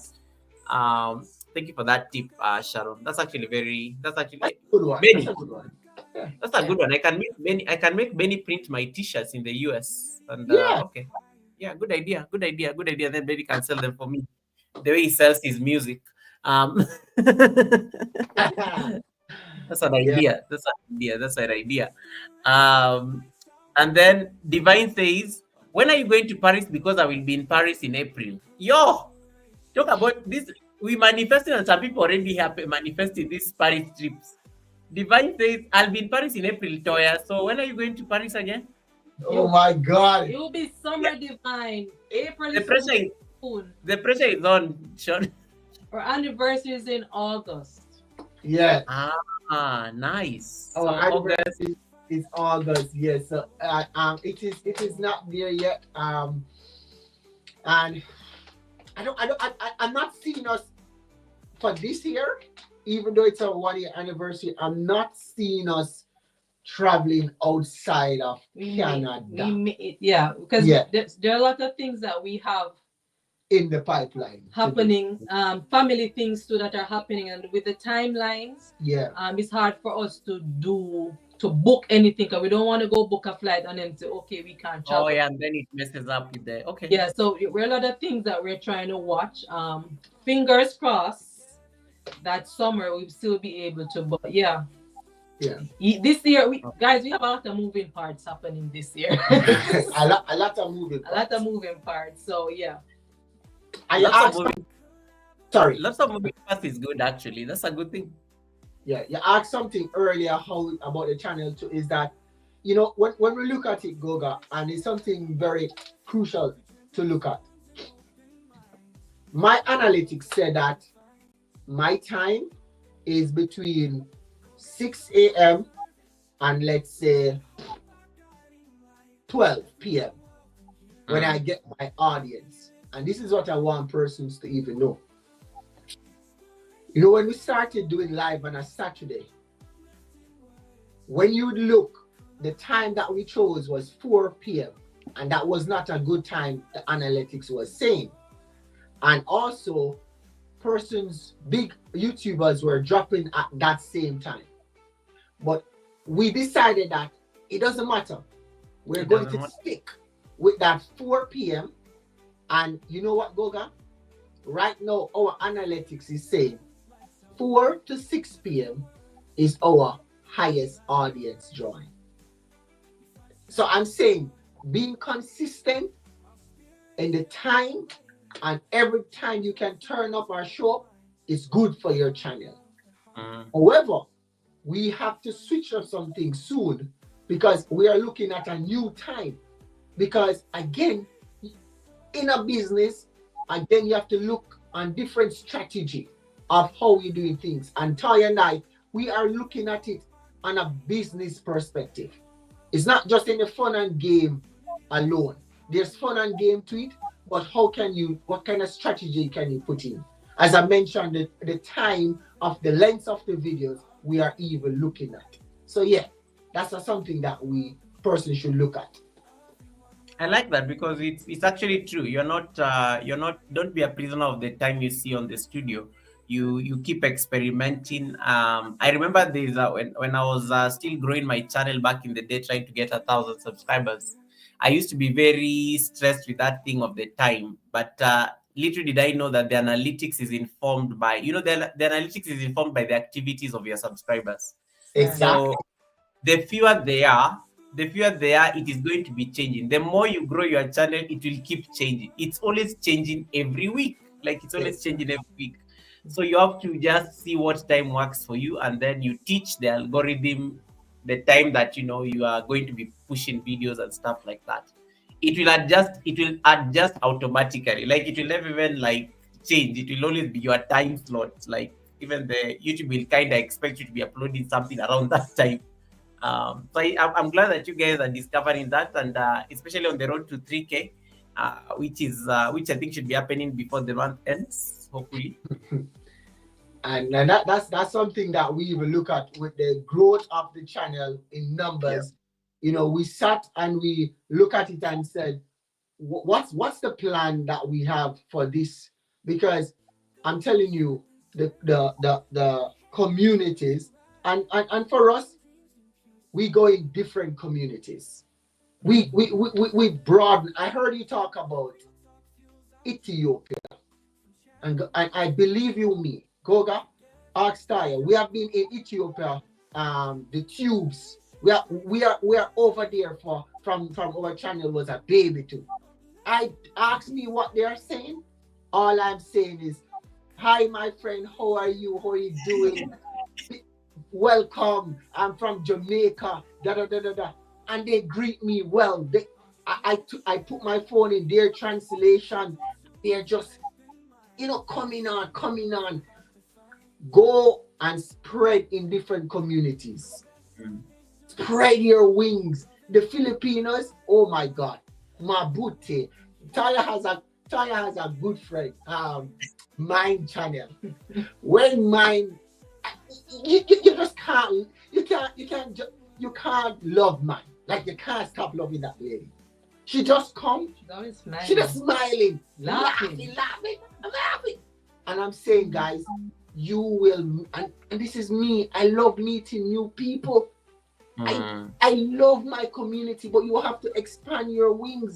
That's how your channel will grow.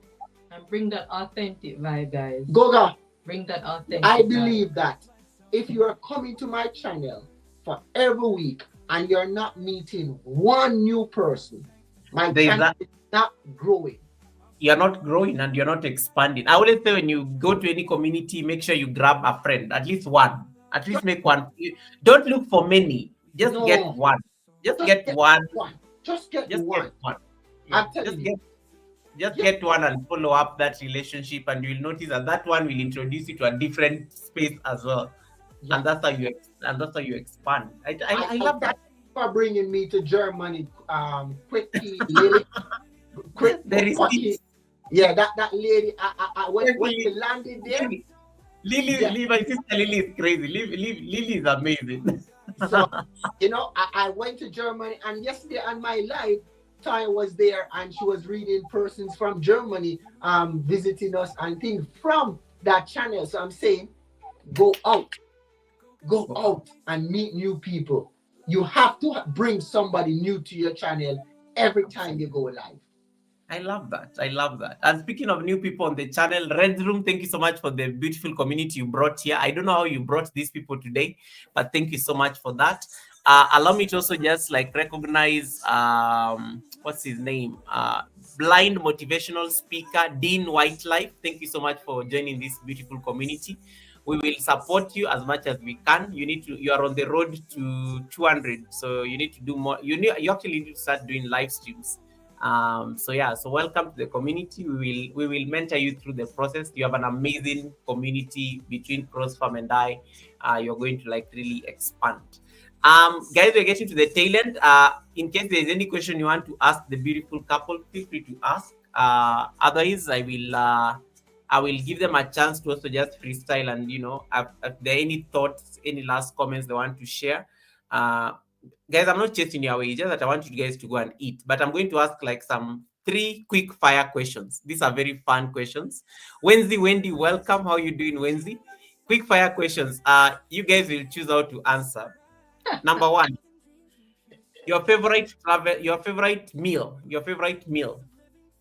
Seafood, lobster, shrimp. Hey, I only asked one.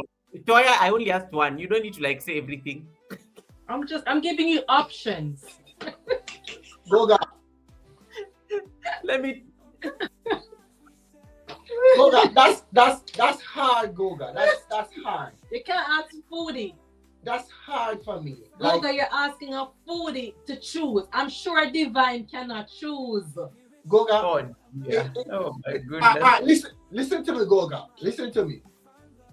There is no food that I don't eat like that. I have no I don't know. Spring chicken. Even frogs. It doesn't matter, Goga. But one food that I will love, that I tell you I really love, seafood. Oh my goodness, you guys. Steamed fish and crackers. Yeah. This is the problem when you ask Jamaicans any question about food, you just never get a straight answer. It just goes round and options. Food is. I love Goga. I will try every culture food. I am not afraid. I want to taste it. Vietnamese, Philippines. I want. It doesn't matter. Greek. We have Indian. Yes. We have tried so much. Vietnam. I give up. I give up. I give up. They've not even answered. I give up on this answer. They've given me everything. Clearly, there is nothing specific they're sticking to. And then food is life. Yes. When I say food is life. Oh my God. We love food. We love food. Second question. Favorite city? Favorite city? Yes. This one, at least I'm sure they'll make up their mind. In Kingston or no. Jamaica or No, it can be. I'm limiting your options so that I don't, because if I say Jamaica, you're going to go all out again. It's your boy Canada. We are here live. Canada. And they will tell you, I love Canada. The cool, Me and it kind of friend, but I don't know. Which city in Canada? Which city in Canada? Everywhere, every city in Canada. Oh dear. Because that's what my channel is based on. I am a travel guy who do city and country one by one while in adventure. Goga, did you know that? It says since I come to Canada, Goga, I will last myself in Canada. You know? I will just go on a bus or I will just walk and don't know where I'm going. I will yeah. Okay, back to Toya. Toya, I guess it's Paris, right? I haven't been there, so I don't know if it's my favorite, but if I'm gonna base it on the movies, for sure. Oh, nice. Okay. Good to know. Peterson, thank you so much. And I've just asked you a question there on the chat before you leave.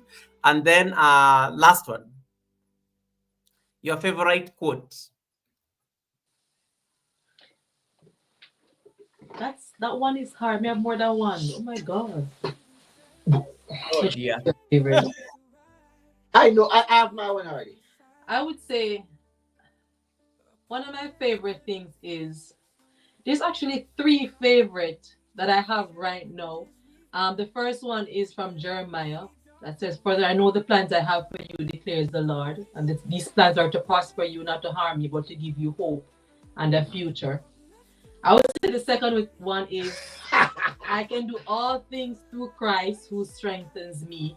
And the third one is, "When the time is right, I, the Lord, will make it happen." So you're talking about quotes of the Bible?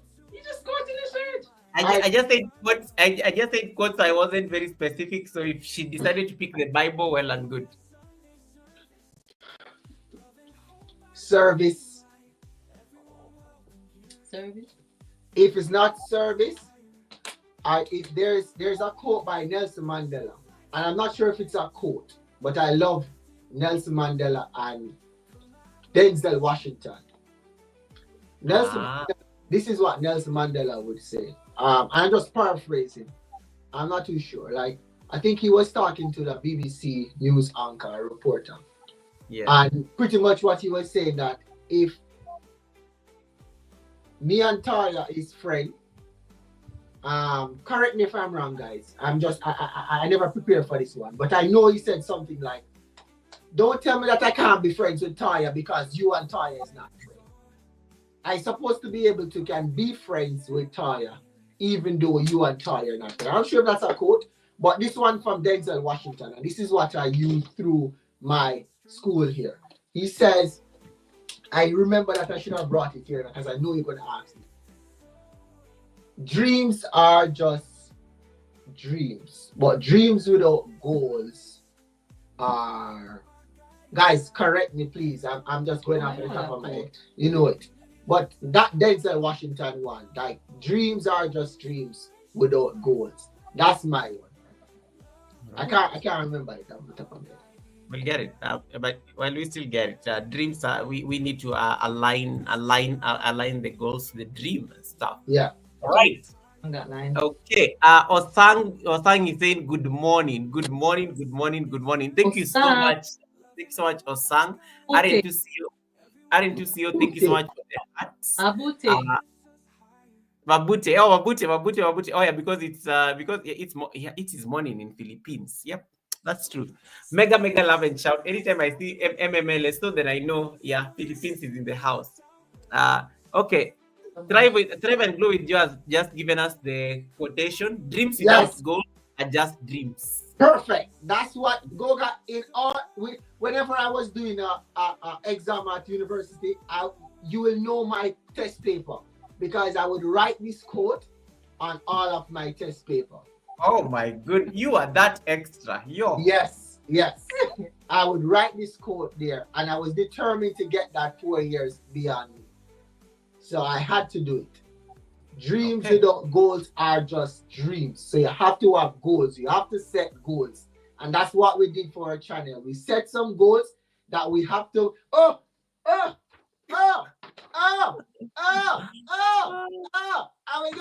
we get ads, with access. So these are goals that we have set out to achieve. Congratulations. Yeah. So did you do an unboxing video? but boy, we tell him we couldn't even react on we couldn't even unbox. Goga, he was so excited. I was super excited, Oh, Goga. you are too excited. You decided to open the letter without doing an unboxing video. Like He couldn't You but hear it, didn't you? He had to. Goga, I was super excited. you can do it. No one will pretend we did not know that you had opened the. You Goga, can just do it. No one will know. Goga, even with the camera, I was literally doing I swear I was doing a unboxing, Goga. Guys, when you look, I open it, I do everything. When you look, the camera never press play. It never press play. Oh my goodness. And he came downstairs, Goga. Oh, I did an unboxing. I did an unboxing. I swear, I pressed play on the I even Oh went my to goodness. work and I get my Filipino friend to do a voiceover because I saw you do that to yours, and I was so like, where's the recording? Let's pack it up back and Where's the recording? Oh my goodness. Yeah, YouTubers will show us things, guys. I know, like, I like you did not press play. I never, I sat and I pulled and oh guys, here's this is this. And No, imagine that moment, like when you are not checking the camera and then you think it's recorded and then you go there and you find it still waiting for He you. was like, where's the video? I recorded. Where is the video? Where is it? Wait there. Wait there. Oh my goodness, that is so funny. And I'm like, did you record the video? Oh, yeah, I recorded the video. He did not press play. Oh my goodness. Listen, man. Listen, I was so upset because me now tell everybody on the last live that we did, hey, we're going to do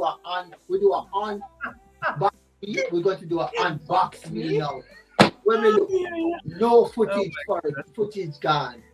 That is funny. But it's never gone. It just never press. It just never press it. The camera is also The camera is also excited. That is true. I guess it's But don't worry. the jump It of the box. It happens, it happens. And I like how Joe Delaney is explaining, meaning that simply having a dream without a concrete plan or actionable steps to achieve it will likely not lead to its realization and can ultimately lead to disappointment. That's true. That's true. Yeah. And then David Ant is telling Toya, you have to visit the port of Spain in Trinidad. I am coming. Guess what I'm coming for, David? Guess which food? Okra. Yay! No. Double. Doubles with the tamarind sauce. Double. We want to meet up with our dear friend, Beck. Yes. Leave me. It can only be okra, nothing else. Why are you trying to be politically correct? Just because David gave us offerings today, just because David gave you offerings for your kids, I'm going to say you are trying to hide receipts and you are thinking it. And you are going to eat okra after this. David, they told me they're going to eat fish and okra after this for dinner. So you know that's what was on the plan for dinner. No, Goga, it's actually fish we have. Steamed fish with okra. Steamed fish we have downstairs. And crackers. I knew it. Now you're busy like you're trying to like hash me so that I don't say okra. I'm telling you, bro. Steamed fish is our thing. Like, yeah, we're happy. Anyway, guys, this has been Goga. I want to take you to Jamaica. We're gonna convert it. When you eat that steamed fish, oh boy, there'll be no turning back for you.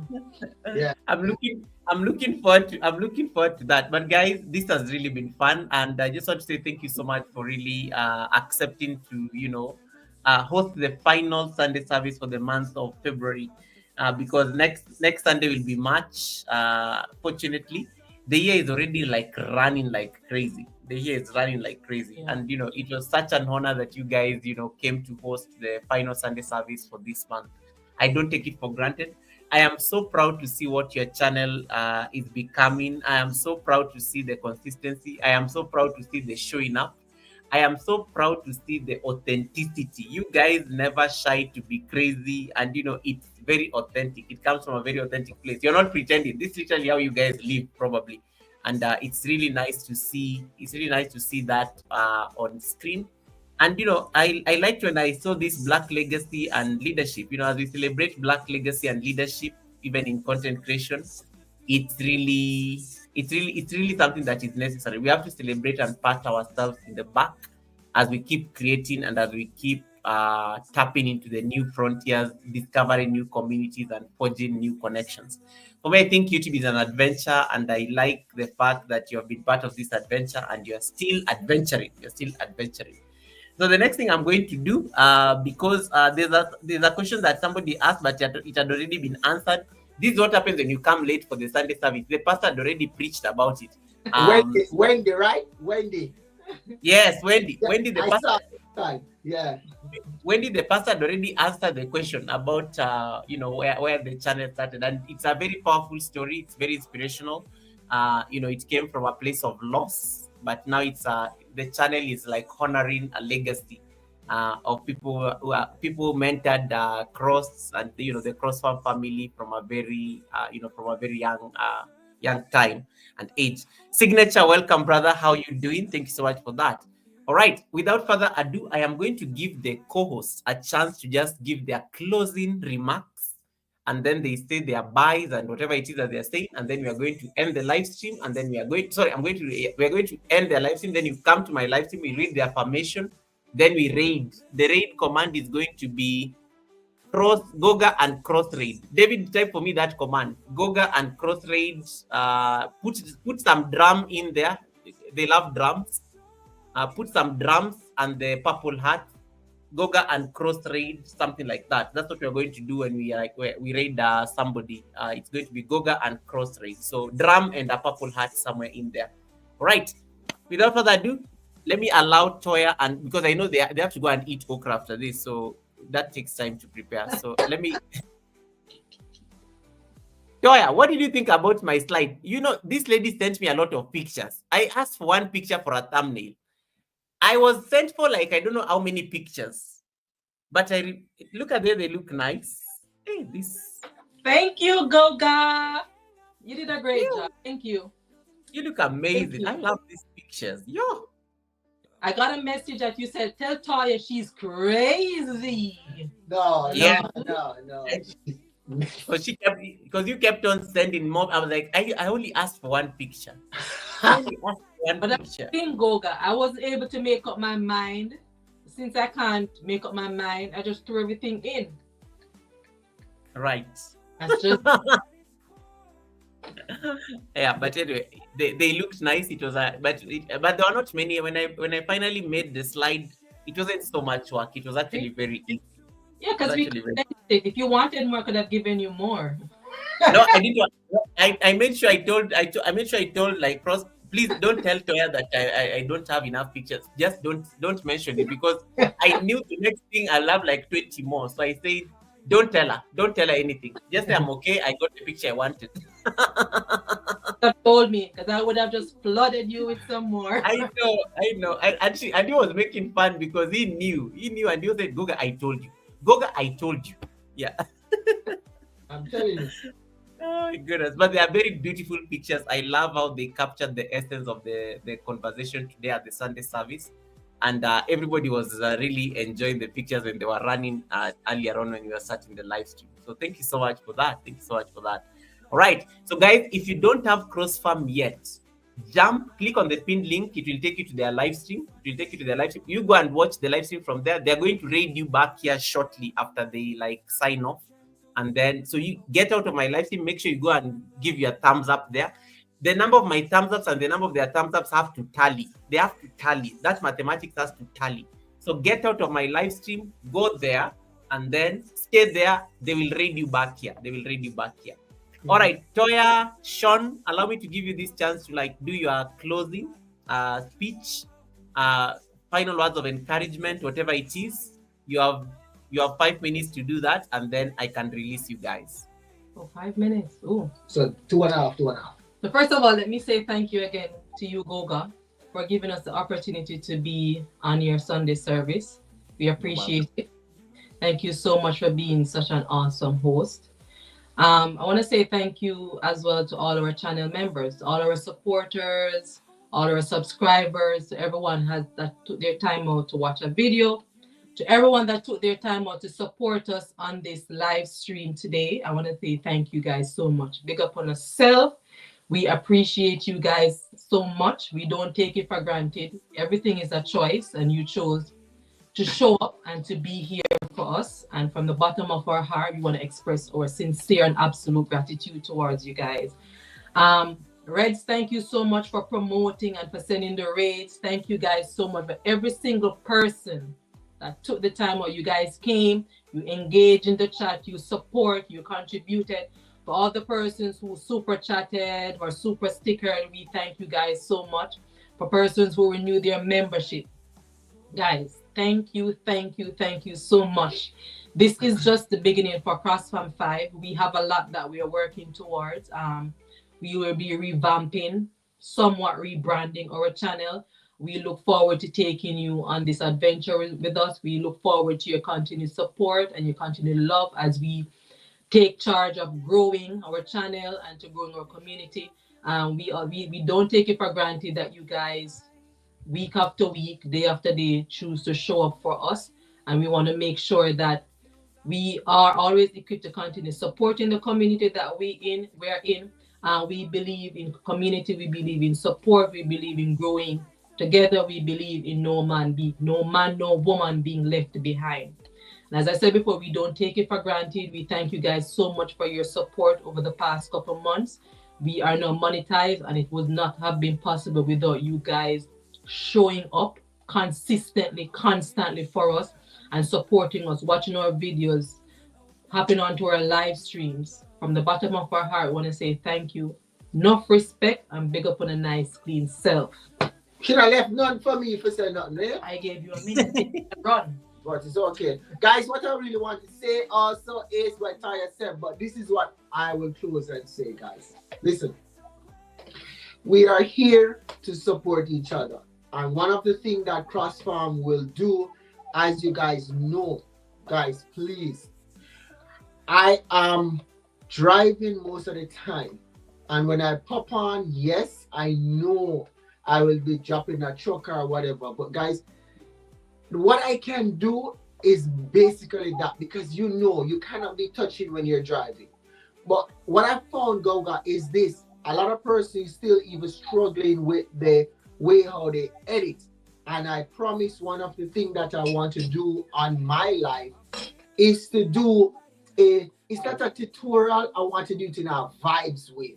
So guys, you may pop onto my live on a Saturday, or we were thinking of another day, and you will see me doing some editing work. And I am not the best editor, but this is what I want to give back to the community in doing. Just stay on the chat, I'll be doing it there, and you will just sit with your computer or your cell phone and just say, let me see if I can do it like what he's doing there. But that's one other thing I want to do by giving back to the community of my thumbnails or my editing. I wish I could do it for you, like get your content and edit for you. I loved editing as much as I hate editing. So so that's it. Thanks again. CrossFam is only about love, vibes, and we love everybody. I don't think nobody hates us. I don't think anybody don't like us. I believe everybody loves us. Everybody and we love us. You all. And we love everybody. Oh, we love it. We love everybody. We know that everybody loves us and everybody, yeah, right? So big up on a big up on a nice clean self, as Taya CrossFam would say. Mr. President, big up yourself. Wow. Thank you so much. Oh my goodness, this has been amazing. Thank you so much, guys, for making this happen. And I once again, I'm really honored. You know, you could have created time to do other things because it's a Sunday when you're supposed to be hanging out with your family, but you chose to come and hang out with us, and we don't take it for granted. Thank you for the inspiration. This live stream has been very soul feeling. Like it's been very. I've learned so much. It has made me have a lot of introspection, even as the live stream was going on about certain things in life. And, thank you so much, guys, for making it happen. And thank you so much for just taking it over, being you and just running along with the show. it was such a great time. So thank you so much for making it happen. So without further ado, guys, I'm going to release the guests unless they have anything burning. No, You for they get Goga. Anything burning. Did, I, did you I, guys give Goga his gold brick? Did you Goga. get your gold brick? what, what, what's burning is this, Goga? Is, Goga, I love to give. I love to give. I love to give. I wish, like, I don't know how to say, Goga, but there has to be a way how we can. I know watch hours are hard to come by. I know. I don't know who is in the chat that is like close to their watch hour and we can just run something. I know Reds is very close. Outside of Reds, who else is there? Because and my heart, Goga, is just how can Taya said we're going to broke by me just doing these things sometime. But she knows me. I just want to dish out and give support to as much as I can. So that's my burning desire, Goga. I honestly just want to help. I love that. And You guys need help with your watch hours and you wanna the most you can do is like run you set up your playlist and you run it. I work from home most of the week. Okay. So because I'm home most of the week, I just set up a thing and I just leave it and just let it run. Okay. All right. David Ant is struggling because he lost a number of his hours dropped a bit, so I think he only needs 500. Joe Delaney is also like working. Guys, if your name has been called in front of the class, you better go leave a comment on CrossFarm's latest video. Just say, just go and leave a comment there, then they will know because now they have to go and get dinner or something like that. So David and Joe, leave a comment on CrossFarm, but I know David is urgent, and I'm aggressively pushing for David to get his full WH. So David Ant, Thrive and Glow with Joe, working towards it. Guys, if there's anybody who is close to getting their WH milestone, you can tell CrossFarm here right now. If you're a bit shy, you can tell us at the academy, and then I will relay the information to them. So it's still perfect. Let me know, and then we can we can support each other just to get to that threshold. It is not easy, but it takes a village, and the village is right here. All right. David and Thrive and Glow with Joe. That's what we have. And we still running Red's room until he hits the big four. Thank you so much, guys. Thank you so much. Thank you so much. Thank you, Goga. Thank you. Thank you so much. Have a lovely one. I am officially going to end the live stream on CrossFarm side. It's going to automatically throw you back to my live stream where we are going to wrap up, read the affirmation, and then we can release you guys. I know they'll come here on the chat. Toya loves receipts, so she's going to come here with that channel of us of Toya CrossFarm. So to see whether there's any gossip I've said after they've left. She just check it. She always has to check. I'm always watching the president for the receipts. Thank you so much, CrossFarm. You have a lovely rest of the Sunday. I will see you guys on the YT streets. But thank you so much for the honor. It was such a blessing having you guys here. Bye, Thank you, guys. All right. Okay. And that live stream is official.